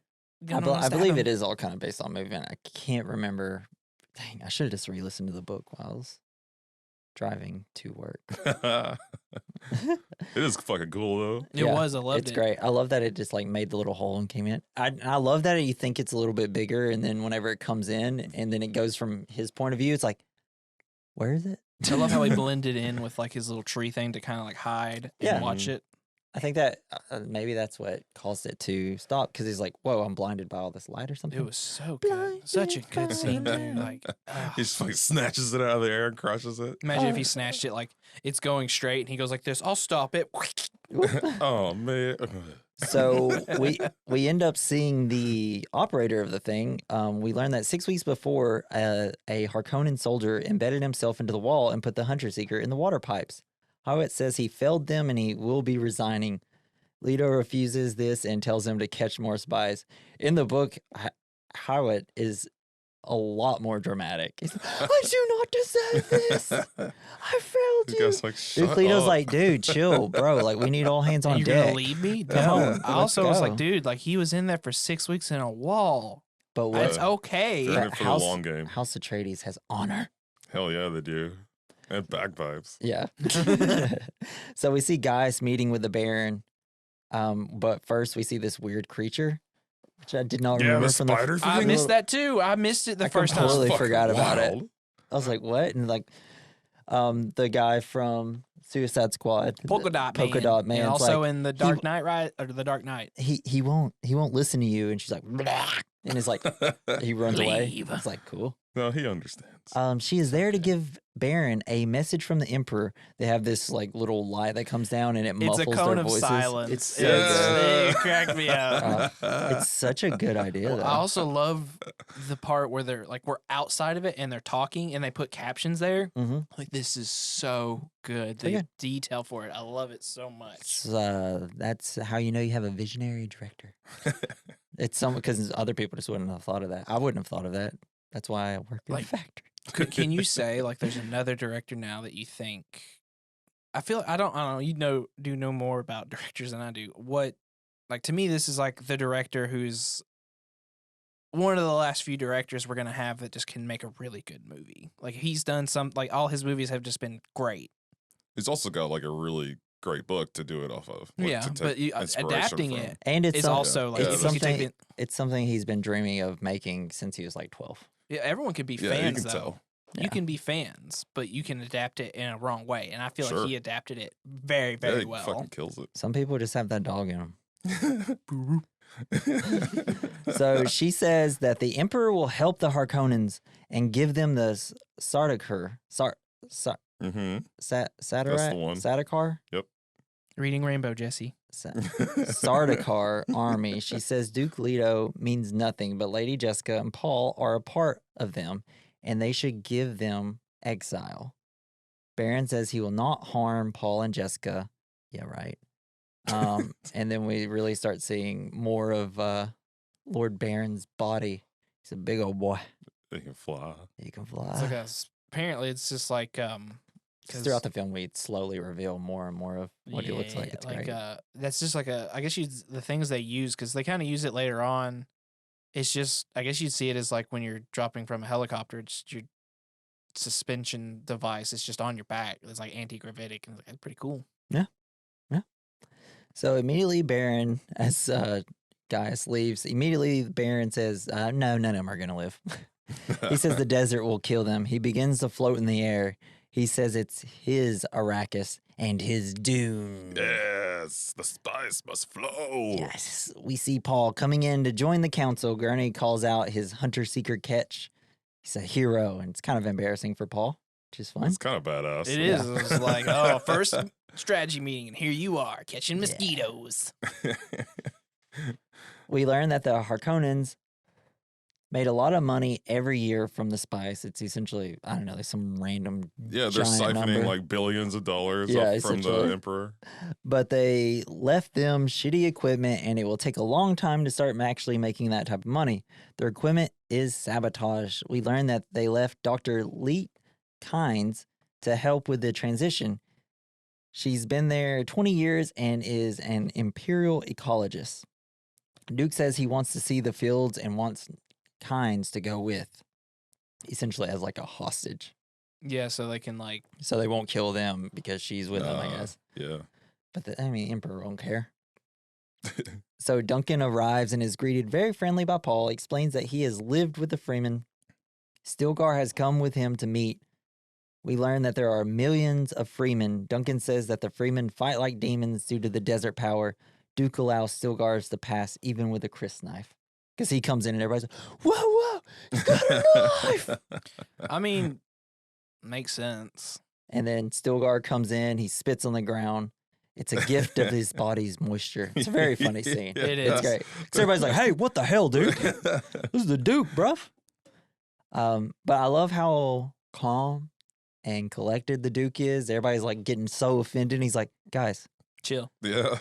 like, I got this. I'm like handsome and cool, you know? 2 leaders, Yeah. mutual respect. I got so much water in my body. This boy's going to want to be my friend. Duke wants to work together. Stilgar says He just walks up and takes a piss. Yeah.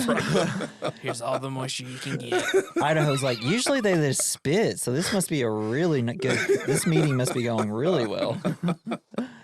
Stilgar says they only want spice and give nothing in return. Stilgar says they should not trespass into the desert and their land.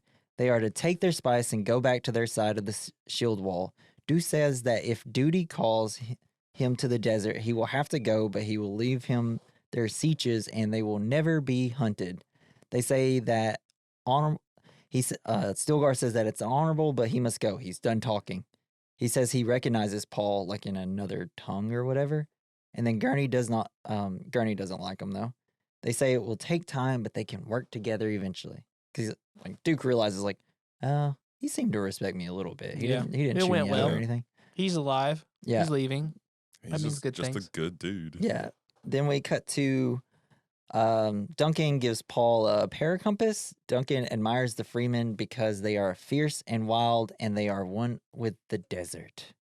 They're the Ewoks. They are going to the minefields now. We meet Kynes. She gave them the still suits. They're the suits made by the Freemen. It's a filtration suit that cools the body and recycles the sweat. You can drink it.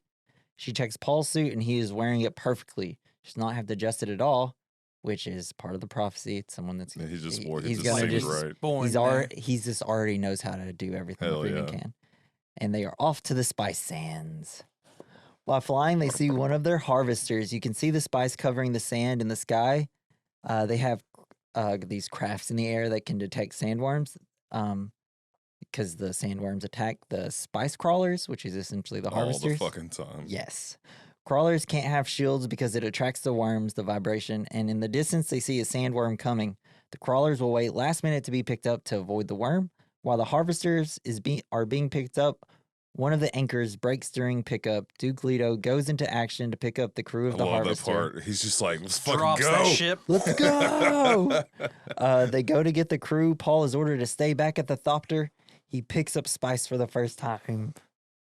Or like he likes Inhales it. Well, Yeah, I love this well, part. at first he just like holds it in his hands. Before Yeah, he well, sniffs it. I thought of a great thought exercise for this part because like breathing in all this stuff for the first time. It's like imagine you're the prostitute and Jack Nicholson dumps a pillowcase full of cocaine on you. Yeah. Yeah. Just go with it. Just lean into it. Yeah. I can just see that little Give me gif the meme. spice. That sounds nothing like oh. So I guess the spice is essentially like LSD. Yeah, he's Or high as acid. balls. It's just LSD Well, it and acid, affects essentially. him like differently. I'm assuming. Yeah, because- he's sensitive to it. They say. Yeah, he's a sensitive But little he's boy. just like on his knees talking to the truck. I mean, He's- he's a 15-year-old taking LSD for his Been first time there. in his life. That'll get you. He's barely got any water in his system. It's all built up in his suit. So the doors of the harvester open up. The crawler captain says they can't leave because of the spice. Duke says, forget the spice. And immediately, like you see Dr. Kynes just like look over like, damn, boy, sexy and you're sensitive. Let's go. Paul is ordering people into the ship and the wind blows spice in his face. He's getting high as fuck. Yeah. Boy out there seeing leprechauns in the desert. He hears an eerie voice saying, Kwisatz Haderach. And then he falls to his knees and we hear Kwisatz Haderach awaits. The sandworm is arriving. Everybody on the ship is on the ship except Paul. We see him kneeling on the ground. And he's like, I recognize your footsteps, old man. And then Gurney like peers behind him and picks him up. We've all been there. I mean, you got that friend, it's just too fucked up. You gotta get in the But car. like this is another thing that we see why Paul is the one. It's like even in sand, he knows Gurney. High on LSD and in sand, he knows Gurney's footsteps. We just know he's got that dog in him. While running to the ship, we see the sandworm begin to sink the crawler. Yeah. They make it onto the ship and fly up as they watch the worm eat the entire ship whole Nom, like nom, it nom, was a nom, dang nom, nom, nom. small I piece don't of know popcorn. how these worms survive because I feel like they don't get that much nutrition to survive. But imagine like it's like the worm taking like a really strong CBD gummy, Yeah. like full of spice. It's like if you go a little further in the desert, you just see them all just like They're they're all on a couch, just like vibrating, just like "Ooh." Like they're laughing. So at the base, Duke chews out Paul. Duke says the Harkonnens set them up to fail. Kynes says the desert is not kind to equipment. Men like him have come and gone before. And then we got Dr. Yu. He checks on Paul and says he will be fine. Paul tells Lady Jessica that he had a vision. He saw Chani walking the desert and in caves. Paul is following her. They kiss, but then Chani stabs him. He says he thought he saw his death, but maybe it was the knife that was important. He thinks that someone may give him a knife. Then we're getting like shots of Lady Jessica like with a child, and she also like we're getting shots of the knife that was given to her. He also knows that Jessica is pregnant. She says no one could know. It's only been a few weeks. He's like, Mom, I know you're a slut. It's like, dang. Mom. It's like he just starts saying like the exact conception date, and it's like I saw everything. Oh, what like the scene from Game of Thrones? I saw you on your wedding night. It's like, Ew. yoinks. He's just watching his mom have sex Yeah. with dad. Gross. You know he's a freaky puppy. We are back at the House Harkonnen. They are preparing for battle. Harkonnen outnumber them now that they have the Satirac. But House Atreides are the finest fighters. Lady Jessica goes to Duke Leto and to tell him something. Duke Leto interrupts and says something has been wrong with Paul ever since he saw Gaius. He asks her if the Ben Gesserit side of her will protect Paul. Because at first she's like, I will protect her. It's like, I'm not talking about the mother. I'm talking about the Ben Gesserit of you. Hell yeah. Lady Jessica is wondering why Leto is acting this way. It's mainly because he knows he's dead at this point. He thought they would have more time, he says. Doomed. Paul is staring at a man fighting at a bull, like a little statue of a man fighting a bull, which there's a lot of that imagery. Is this up supposed to be this like he point. said? Was it their Grandfather. grandfather? Grandfather was a Okay. bullfighter. Yeah. Dr. Yu gives Paul a pill and some water. I'm assuming. It's It's to Ambien. help them sleep. I think No. it's just like, said, no, I want to sleep naturally.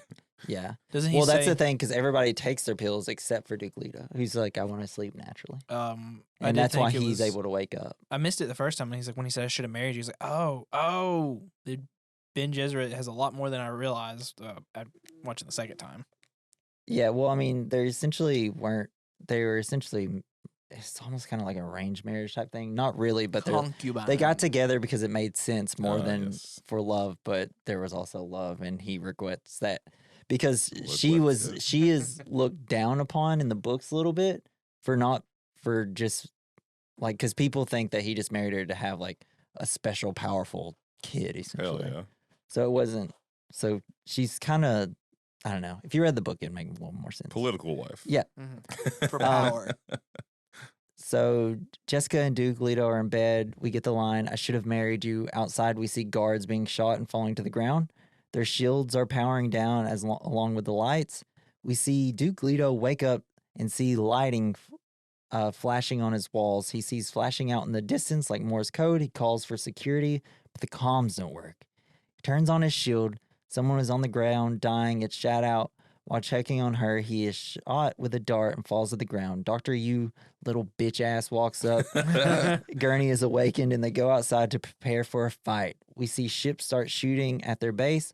All their ships are being destroyed, even though they have shields. Then we see a whole army of ships landing. And all this, by the way, looks amazing. Fucking It awesome. does. I Yeah. loved, I was like, oh, what are those things dropping? It's like, it's a bomb, and it knows it has to slow down. Slow down, yeah. And when you just because even the sound of when it goes into the shield and it explodes, and you can kind of hear it's muffled some because the shields are over it, Yeah. and just, oh man, I love this scene. Just Every detail is like really so cool. good. Yeah, it's insane. Like just the visuals of the flames at night and just So was how the big Duke the ships look. was the Duke killed by a bullet like you said, or was it a No, hunter killer? he's just been paralyzed It's just a paralyzing dart. Oh, thing. okay. because he's supposed to bring him to the Baron. Right. Okay. Girlfriend brought up is like, I love the color in this movie. He's like, you're right. It seems like it's a natural color, and not kind of like how you would say that they put like a color correction of too much of like one tone over it. I just feel like it's a good neutral color, and it works very well in its favor. Yeah, they did kind of like dim down the contrast a little bit. You can kind of tell, which sometimes I kind of wish it was a little up. I don't know. Gurney goes up and starts whipping ass. Harkonnen men start entering the barracks. The men are holding them off, but the Sardaukar flank them. We cut to Dr. Yu with Duke Leto. He made a deal with Baron to bring Duke Leto to him. Baron took Yu's wife. Dr. Yu gives Leto a poison tooth that he can crack and kill the Baron with. So cool. We Just see, some last minute dentistry. yeah. And then we see Duncan Idaho wrecking ship. He goes to Paul, who is missing. Paul has been taken hostage. The Harkonnen are going to drop them off in the desert. We see that one of the men is deaf, and Lady Jessica realizes it. Also, the part with Duncan is just destroying the Sardaukar. Well, he's like Fuck yeah, man. Brolin's character. He's just another weapons master. Yeah. So Duncan Idaho fights off more people and gets into a ship. They were like when he walks out, like some of the people are coming to him and he just like kills two real quick. Yeah. And they're like, all right, we'll see you later, Yeah, man. they're like, yeah, go ahead, take it. We're You not gotta- messing with that. He just You're took out 4 people. He blows up some ships when he's like escaping, and he's being kind of like shot down by a giant laser, but he's able to maneuver his way out. Lady Jessica is looking for an escape. The men on the ship want to drop the kid in the desert and keep Lady Jessica for themselves. Paul tries to use the voice to have them untie her, gag, but it doesn't work. He just straight up punched in the face. Lady Jessica tells him to find the pitch. He does, and he unties her, and she uses the voice perfectly and has them all kill each other. Yeah. And then she kills the last Love one. that. Yeah, her voice rules. God, I just love when they use the voice in It's the so movie. good. She says Paul's pitch was too forced. The ship lands and turns off on its own. They run up a sand dune and see their base being completely destroyed, and nothing but desert surrounds them. God, they're in such good shape running up this hill. It's Yeah. like super soft sand. They're just Yeah, booking it's it. like, Go, go, go. We cut to Duke Leto completely paralyzed. He's naked and everything, just like in a chair, giant table, kitchen table. It's like their essentially. the dinner and skateboard dude over there just.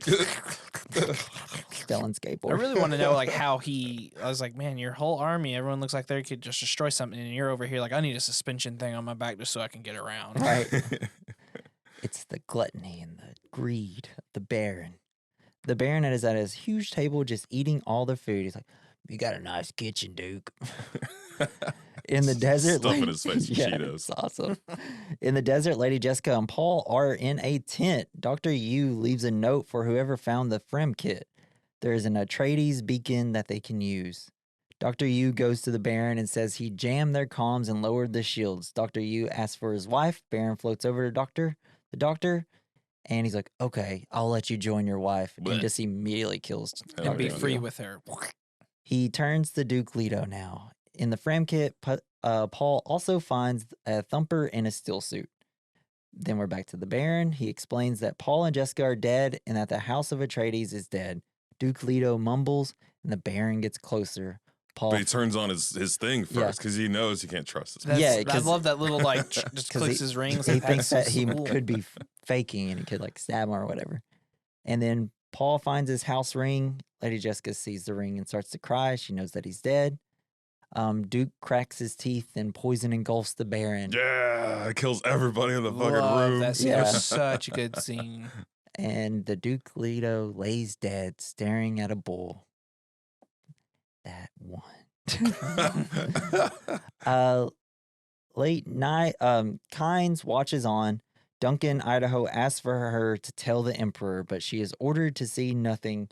Idaho knows the Emperor sent them all there to die. Sucks. Rip. Yeah, Yeah. it sucks for the Atreides. Yeah, too bad Paul's probably going to die in the desert.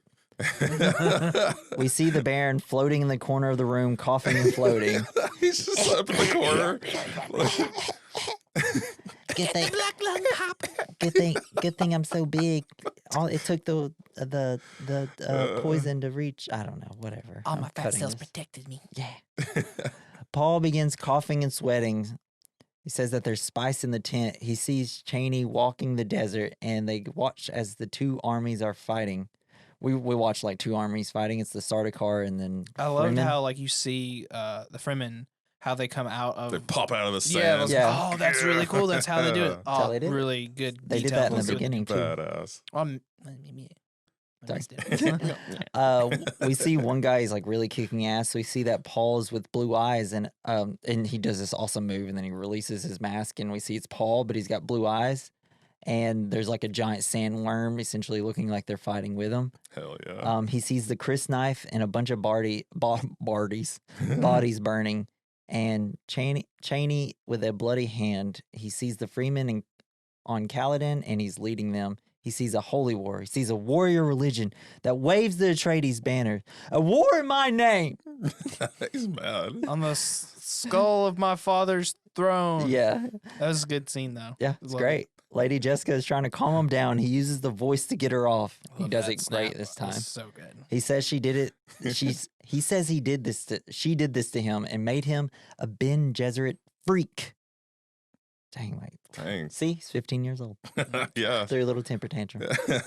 No. Then when they start hearing the beaking and Paul says it's time to go, they come out from under the sand, which is great because we see this desert mouse first. Yeah, It's like that's- sweating. His ears are sweating. And then we see sand moving up, and then Paul pops up and it's like, you're underground? Yeah. I mean, the sand Is is that the- constantly moving. Is that what they use the sand like Yeah, manipulators the little for? Yeah, because like it it- created like a circle of sand. Yeah. Yeah, it's so good. Fucking cool. Looks like the sandworm's mouth. Yeah. Yeah. A ship comes and lands. It's Duncan, Idaho. He like bows to the new Duke. He says, your father, he's We know. dead. We learn that the Harkonnen hit every population center on the planet at once. Kynes says she can't say anything, but Paul sees that she still wants to help, like while they're flying off. We see people building a little tent. They are hiding in an old ecological testing station. We learn that Arrakis could have been a paradise, but once they noticed the spice, they changed their plans. Because essentially, like, holy hell, we gonna make some drug money. We see it's like too bad the Emperor was Walter White. Dang it. We see that Kynes may be close to the Fremen more than we think. Duncan, Idaho walks into the room full with plants. We see just like, oh, hey, things can grow here, maybe. Like, we can do this. Life can happen. This is what they wanted to do. We see people spitting into a container. Paul says the great houses... Yeah, real gross. Yeah, right. Paul says the great houses fear what just happened to them. Paul asks Dr. Kynes to tell them what has happened here today. She doesn't think they would believe her, and it would cause war and chaos. But Paul has an idea to marry one of the emperor's daughters.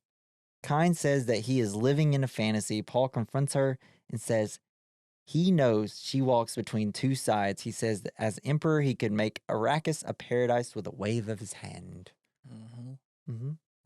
I also, I think it's a little bit later, like when they're sitting there and they like hear isn't it the Fremen who are there also? Yeah, it's some Fremen are there. Yeah, they're the ones spitting. Like that silence that happens Bunch because of they can spitters. tell like someone's coming. If you notice later, Paul kind of has that a little bit. He's like, someone's here.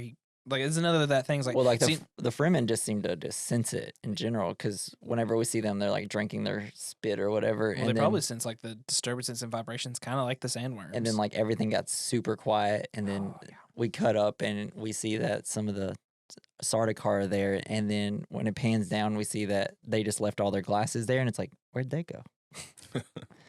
I'm assuming they all have that little thing that created a tent, and they just like put it on the ground and like hide under there, and then Imagine pop we up. see them setting it up, and they're just sitting there digging away like dogs. Come out. We see men outside debating whether he is Mahdi. Then everything goes silent and people start floating down from the sky. It's the Sardaukar. The Freemen sensed it and surprised attacked them. Duncan, Idaho hears them coming. So does Paul, Jessica, and Kynes. Duncan is ready to whoop some ass. Paul realizes this was his dream. Duncan closes the door on them so he can fight them and have Paul escape. He fights until he's not scabbed, Yeah, and then knocked out. They got him in his Achilles abdominals. Right? muscles. Yeah. Still a cool scene, just watching him like tear people up. Well, He people. killed like 20 fucking people. Yeah, Yeah. loved it. Jessica says he's gone though and dead. Sure. That can't kill Jason Momoa like that. They're trying to get into the room, but Duncan arrives and tries to fight them off, but inevitably dies. Sure. So essentially, we think he's dead, and then he gets back up, and then he fights some more, and then he dies. so And they then say I'm that- sure he won't come back a third time. He has to die to be reborn. Yeah. Dr. Kynes gives them still suits and a ship. She is going to report the attack, and she admits that she is Fremen, and the desert is her home. Kynes sees a worm, like a sandworm, and kind of runs to it. Paul and Jessica make their escape. We see Kynes setting up some thumpers to call a sandworm. Before the worm gets there, she is stabbed by the Sardaukar. She tells them she only serves Shahi Halud. She starts pounding on the sand, and then the worms Yeah. eat them. Hell yeah. Nice. Fucking awesome. I want to be eaten by a worm. If I gotta go, that's the way I want to go. I don't think so. A Do you giant sandworm. Probably be pretty fast. I mean, I know. Yeah. I guess you hit that stomach acid. I or saw just maybe. like one of those billions of teeth. Yeah. some It's movie like, please chew me first. where a guy was in this, like, I don't know, it was a horror movie, and this like tentacle octopus monster spit the guy out, and he was like half digested. It's like, oh dear God, no. Ew. It could be like Nope. When the Oh. giant ship just swallows them, and they're just like in this tube, just screaming. Yeah. Oh man, that was a good scene. So Paul and Lady Jessica are being chased. Paul flies into a sandstorm to lose them while potentially crashing. Lady Jessica does her fears the mind killer speech, and Paul is having a vision of the Freeman. The mystery of life isn't a problem to solve, but a reality to experience, a process that cannot be understood by stopping it. We must move with the flow of process. We must join it. We must flow with it. I think that's Jameis saying all that, I believe. Paul comes to, and they brace for a crash landing. It abruptly cuts to Baron soaking in some black goo. It rules.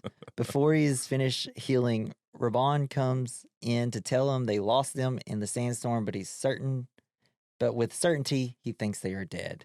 Yeah. I Killed love- by the storm. I love this black goo stuff that he bathes in. It Yeah, like reminds me helium. of Spectre, like the intro, like after when you start getting the Bond song and it cuts like these cool little animations and stuff for the Bond song at Oh, the very beginning. yeah, I know what you're talking about. Inspector has all the gooey like tentacle stuff.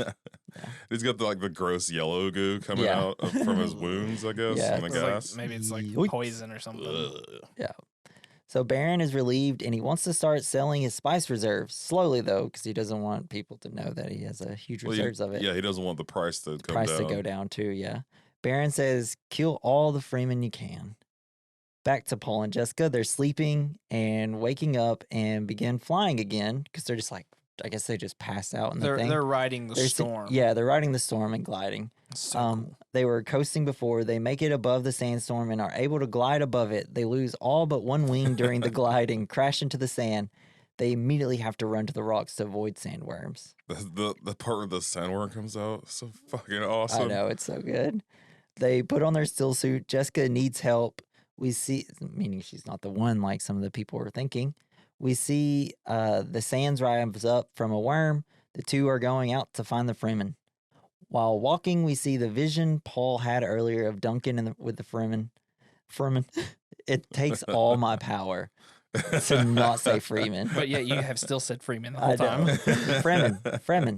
Fremen. But while walking, we see the vision of Paul had earlier of Duncan with the Fremen.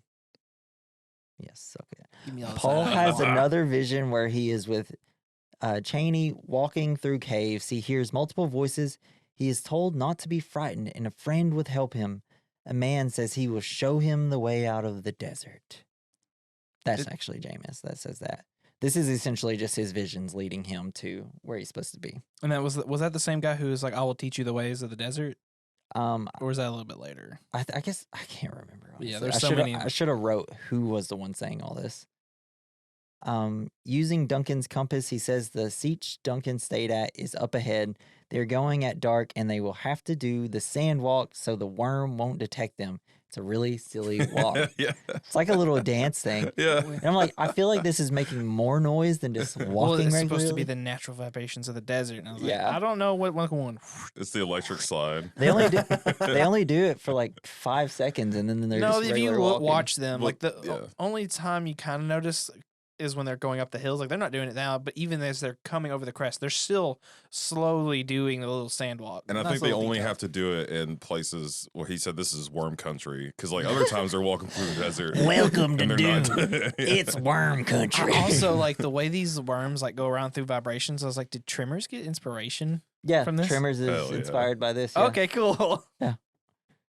If you look up movies inspired by It's all of where them. it's known that it's inspired by Dune, it's like 100 movies. It's wild. Romeo and Michelle's high school reunion. Yeah. Inspired by Napoleon Dynamite. Tina was a sandworm. So while taking a break, they see they are getting closer. While walking, they step on a drum sand trap. This immediately essentially calls a worm. They just barely make it to the rocks, and we get our first real glance at the sandworm. This was breathtaking in Yeah. IMAX, by the way. I was just right middle of the screen. It's me and two people in there. You're all holding hands. Well, no, they were like, it was just two random people because I went like on a random Wednesday or whatever. And I was just like, wow, it doesn't look stupid. Nice. I don't Until the even- sandworm's like, hey, you better get off my sand. Hey, get off my sand. Timothée Chalamet, get out of here. I'm This gonna is my get you. desert. I'm going to get you. How did the worms look in the original Dune? I don't even. Well, it's very like stop motiony, I believe. Oh, I can't remember, honestly. I should have rewatched it, but I mean, I watched it too whenever this movie came out and just didn't feel like doing it again. Paul, so there's some thumping. We start hearing thumping. like some thumping. Oh, Paul and the worm bond. the part you said where he like stands on the where he stands on the, was it hard sand he said he stepped on, and why is it in that moment they're like, oh, this isn't, our walk isn't going to work? Because I missed something there. So he steps on the sand and it makes a loud thump. The hollow, like, I think sound, it, like well, stepped on an oil I drum or think something. that it's the Fremen put like a drum underneath it, so when they hit it, it immediately calls worms to come. oh, so it's like a attack. trap kind of Yeah, thing. it's a Okay. trap. Yeah, that's what I don't know if that's true. It's, But that's what I thought. that's I what thought I he said, grasped. like, I missed what he said. I thought he said hard sand, and I was like, oh, was it just like compacted so much when he steps on it, it creates their Yeah. little dance won't work. I mean, maybe, but it just definitely seemed like a Seemed like a drum under there. Call that big boy. But yeah, so the worm just like pops out and is just staring at Paul, and Paul's staring at its mouth hole, I guess. I don't know. Well, its little sensor thing starts beating because then it starts detecting the thumper. It's like, I'm going away. Yeah, then It's so fucking big. they start hearing the thumper, and the thing's like, gotta go, Paul. See you soon, bud. See you later. See you later, Paul. Give me a good ride. Bye, Paul. Bye, Paul. Hope you find your dad.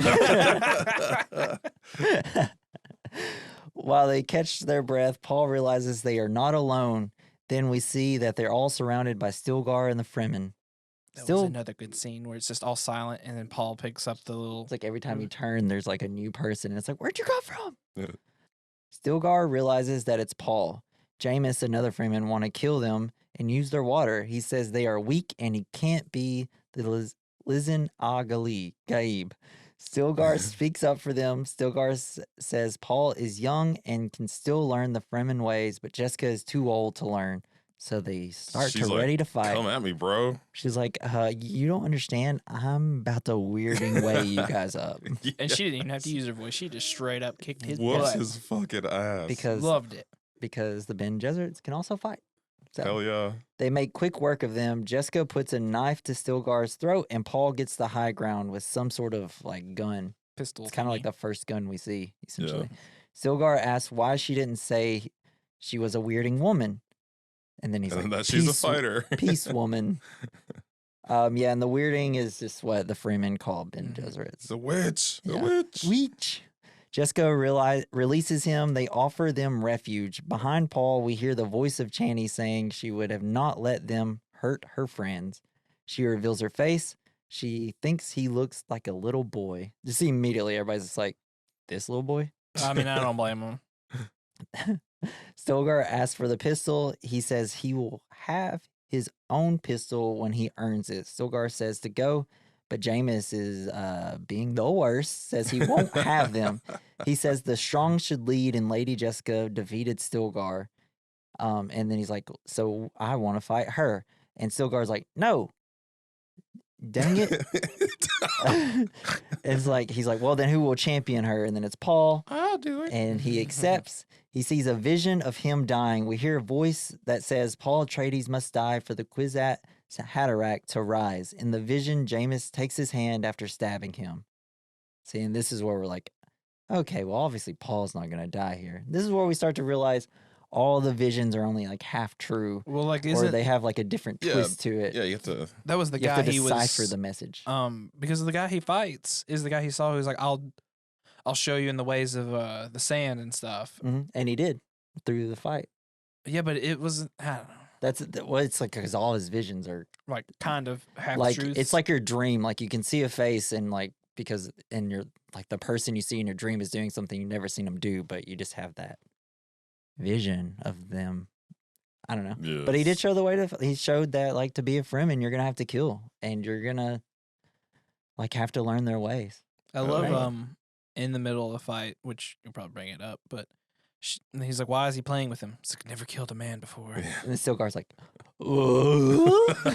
That was a terrible Tim Allen. So Chani says she doesn't believe that he's the Lizen Al-Gaib, but she wants him to die with honors. She gives him a Chris knife, which is like, oh, that's not the mom's, that's hers. She's the one who gives him the knife, which is essentially we're supposed to realize like, oh, everything's going to play out a little different here. It was her great aunt's. Jameis calls him out, she says he won't let him suffer because she thinks that Paul's just going to lose. Paul wants to tell her about his visions, but he decides not to. Paul and Jameis readies to fight. Jameis says he should accept his blade because the world will kill him, and it's going to be way worse than what he does. Yeah. Paul gets the upper hand and asks if he... Like immediately. Yeah. It's like, do you wield? And Wield? Yield. I said wield. There is no yielding, though. Paul, we learned from Stilgar. Paul keeps not killing him, but something snaps, and he kills Jameis and Paul Atreides all in one stab, and then grabs Jameis's hands like Jameis did in his own vision. The Freemen quickly wrap his body, and they all start touching Paul. Chani gets up and believes now Paul, believes that he's the Lisan Agalib. Paul is mournful. Stilgar tells him he is one of us now. Jessica says they need to get off the planet, but Paul says no.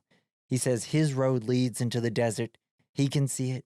If you will have us, we will come. See you. Hell yeah. If you build it, we will come. But pretty awesome that this giant $165 million budget movie, sci-fi movie, ends with a small fight. And it was a good fight. Well, it's so very personal. It's like a very pinnacle like fight. It works because it had to happen. It's important for the character. If you do things for characters and it makes sense, it works, and we don't need a giant battle. Plus, we already had our big fight, right? Several of them. It was really so much ass whooping. I can't wait to see until Dune Part 2, where there's a whole lot more fighting. I can't wait. We get shots of them walking into the desert. Paul and Jessica look out and see someone riding a sandworm. Desert power. Yes. Chaney turns and tells him this is only the beginning. Paul smiles. Jessica looks on worried. The end. Fuck yeah, I can't wait Dune. Dune Part 2. Yeah, so great, right, guys? Yes. Fuck yeah, it is. I always never know what to say right Damn after. good. I love that movie. It's just, I was so pumped the whole time in this movie. You know what is great Didn't about want this? it to end. The movie. So I looked up and I was doing notes and I was like, just like typing away. And I was like, this is going to take 5 hours to do the notes. It did. But in the terms, but it also didn't help that I'd start watching it. And the next thing I know, I would just watch 10 minutes. And I was like, it felt like a minute. This movie moves so quick. I remember watching it in IMAX and just being like, this is over 2.5 hour long movie? It does felt move like I was fast. there like an hour. there's movies like that are long but don't feel long. And it's just so good to watch. Like, I feel like John Wick 4, I think it was the fourth one. Yeah, John Wick 4. Up until I think there was only like one fight where I was like, maybe we didn't have to do this. I feel maybe like it could have been a little shorter, but I thought it went by pretty fast too. I think because like that does a good job. Dune does a great job, but like the Batman movie, great movie, but it does feel like it kind of goes on a little long. Well, it's because if they cut the 15 minutes at the end, that is all setting up like 5 TV shows and 2 different movies. And yeah, I think what they really did beautifully here is like they interpreted the book in a way, because in the book you got a million different people. You're constantly introducing a new person, but they kind of do it, and they do that too, but they kind of do it in a way that doesn't kill your brain, I guess. Yeah. I have a hard time. I mean, it's really the first like 40 minutes. Like, you don't realize it, but you're getting info dumped. A lot of But information. it's so good because like this world is, because visually it's so good and you're getting all the extra information. It's just a treat for not only the eyes but the brain because of all the stuff you get. Yeah. Yeah. Pretty much. Pretty great. Fuck yeah, man. And in terms of like adaptation, from what I remember, like it's really good adaptation. The only thing that is different is Duncan, Idaho is not a what's his name? What's the actor's name? Jason Momoa. Not a Jason Momoa bro type guy. Oh, I mean, really? it's just Momoa's Yeah, style. he was a little more. He was friendly to Paul, but he was not as like, My boy. well, bro, I just got done smoking that He's more like an older brother in this. Probably more serious. Like he's probably like a little bit Momoa, but more Brolin's like seriousness, I would say. That's like, I mean, we're just like pretty close to just having like him land in his dragonfly ship, opening up the door, a bunch of weed smoke coming out of it. That would be so Paul, cool. have you ever noticed these things look like dragonflies, bro? Like, who would have thought of that? Golly, that's crazy. Could you imagine being in IMAX? I don't know how people would react to it, but if you took just like a mushroom and then went and watched this movie in IMAX, I wouldn't know. Never done it. neither have I. But it would be like, I'd feel like it would just, It'd be amazing. it would just be. If Or you could you're- manage not to freak out, just be like, oh. It's like right when the worm comes out, just be like, oh, this was a bad idea. That Speaking of worm the will be worm, in my nightmares. Have you seen the promotional cup for Dune Part 2? Yeah, the promotional. You've seen the promotional No. cup. Oh God, where's my phone? Hold on. Like a cup for drinking. Yeah. No, it's the popcorn bucket. Is that what you're Oh, talking nice. about? Is it a bucket? Yeah, it's a popcorn bucket. You should see it because it Hold has on, I'm about to send the it face of the Dune worm on it. Yeah. Let me take a look here. Oh, God, Yeah. Do you want to stick your penis in it? I do. Because that was immediately all the memes were like, Yes. It's like it's a bunch It's of a guys fla- just being like going to see It's a like fleshlight. there was one where it's like it showed like all the girls that are in Madam Web, and then it was just like one Dune popcorn bucket for me to watch Madam Web, please. That does suck Puts, though. Like, it's like I don't want popcorn in it. I just want butter. oh, is that Dune Part 2 is not really going to succeed when it's going to have to compete with Madam Web. That's true. I mean, it has no chance. Madam Web's gonna double every Madam Web- single weekend. Is the movie? Have you seen anything on this? No, I don't know what you're talking about. I don't know if it's going to be whenever it comes out on streaming. That's definitely a night of gonna just let's watch this movie just to entertain. Yeah, that'll be a we don't recommend episode. I haven't seen it. I mean, I might find it fun. I don't know. I saw one scene from it, and I was like, so people would make a joke. It's like one person was like, "Which of these scenes didn't actually happen in Madam Web?" And I was reading them out, and I was like, Oh, "What?" I saw that too, and I was like, I don't know which. Exactly. And I saw one These are scene. all bad. Oh my god! I saw it and I quit watching the video because it was just so bad. I was like, this is gonna be like you saw. Did you watch the second Venom movie? Mm-hmm. It's even like everyone says I didn't think you could get worse than Morbius, and apparently they did. And I'm like, I can't wait. I'm not gonna pay to watch it, but I can't wait to watch it at home. I know. It's like hurry up, come to Netflix. I feel bad for Sydney Sweeney and Yeah, Dakota Johnson like- and all them. Yeah, well, apparently some of the stuff like what she was told the movie was going to be when she was brought on for it is not how that movie is because she thought she was going to be like a new, She thought she was gonna be a superhero. but yeah, like a she's not. spider, like a new spider girl, woman, whatever she is. Spoilers, but they're probably gonna trick you with that. Yeah, she was like, seems like she's kind of upset. You see, Dakota Johnson said she's like, I'm not going to watch anything about like Madam Web. She said she wasn't going to watch it as a therapy for herself. Yeah. Like, I don't blame I you. also think she's playing into it because all her questions at the start of the promotion for it was like, so what about this scene? People have been kind of been like thinking it's funny. And she's like, what?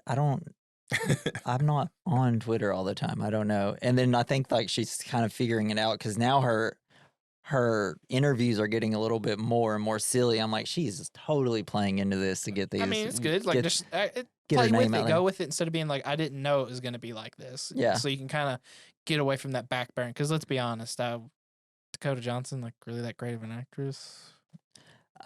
Yeah, she is. She just got her career ruined by the 50 Shades of Grey movies. Yeah, I never saw But I that. feel like she's the same. And I saw her in something else after that. And it's like, and I saw the first 50 Shades Grey movie, and I was like, then I saw her in something else. Like, you're kind of the same person. It's just her tone. I guess it's just how she plays. But All right, we have to finish out this Dune stuff first. So we're gonna do our first category: the good, the bad, the ugly, the fine. It's where we talk about the good of the movie, which is something that we liked; the bad, something we didn't like; the ugly, something that didn't age well; the fine, something that aged well. My good is just the casting and good adaptation of a book. Of a book that I have never read, but I want to. Now. Yeah, Or at least listen to. and it's a complicated book to do. I mean, you definitely couldn't do it in like the whole book in one movie. well, And David Lynch knows that. someone told me it's like this is supposed to be one of the movies that is impossible to make, and after I saw this, I was like, well, this guy knows how to do it. Yeah. They always come out as like the most impossible book to do. And it's like, no, we could figure it out if we really gave us the time. Didn't you say you had like a complaint about a scene later? Yeah. Or is that like your? Or are you gonna? Maybe bring that's your bad. Yeah. Do y'all got any more good you want to talk about? I just say the set, like when like the costumes, great costume design, and using a real place. We like the amazing cameras we have now. Again, it's just take advantage of it. You want to make a movie about a desert? Go to the goddamn desert, boy. Right? Just do it. Just go. Spend the money. You got all this money, studios. Even the actors could probably foot the bill at this point. The amount of yeah, actors my they have money. in there. Yeah. They could have, like, 3 of them could have funded the whole thing by themselves. All right. So for the bad, I said needs more sand walking.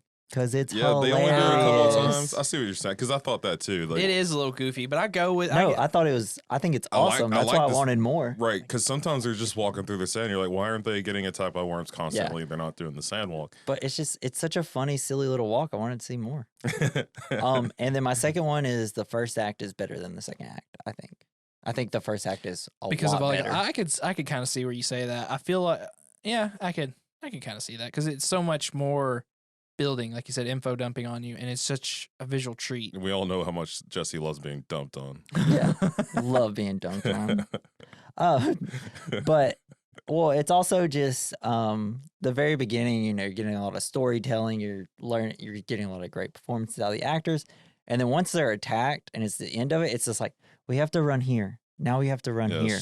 Now we have to run here, and it's just it becomes very second half sci-fi. Well, I think it's like the second half. It's done really well. Like, don't get me wrong, I don't hate the second half. I just think the first act is better than the second. I think I could see it like the way that is like, well, we could save this for part 2, but if we do it now, we get to cut out a lot of that build up that we just did. But if I was being real about this, I would say the bad, nothing. But I'm just trying to come up with something. Do you think that's the second half is more of like, you know, like the hero's journey? Because you have to his have awakening this, like, type thing. His awakening, and he has to go through this, like, a lot of times they'll use things like forests, or I guess in this case a desert. It's like this transitional It's going to be the worms. period that they go through. The worms is going to be him. You'll see. You'll see. It all deals with the worms. It's going to be a worm-heavy second movie.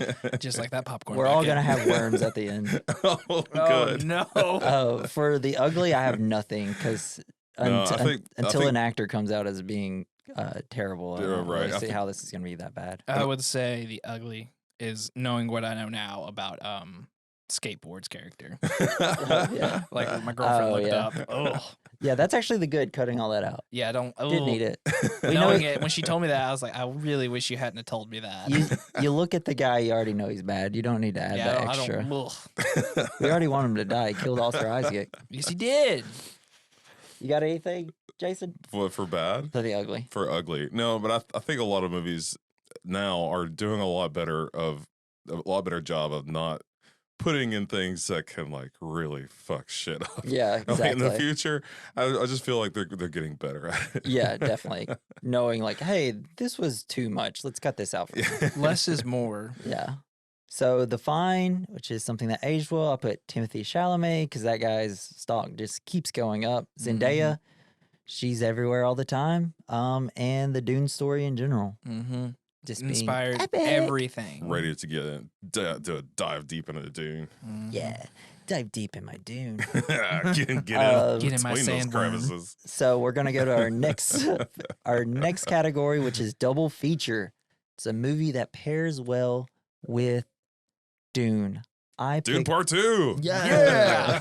I can't wait to see it. I picked the movie Oblivion, starring Tom Cruise. I don't think I've seen that one. I haven't seen that one. It's just like kind of a lot of. Oh, is that the one where he's on in? He's in that like testicle or that sperm ship. Yeah, and he finds out he's got like multiple copies of himself doing the same shit. Yeah, well, It's spoilers. Oh, my bad. No, but just visually, it's super interesting. Even some of the ships kind of look similar, cool. And it's definitely inspired a little bit by Dune.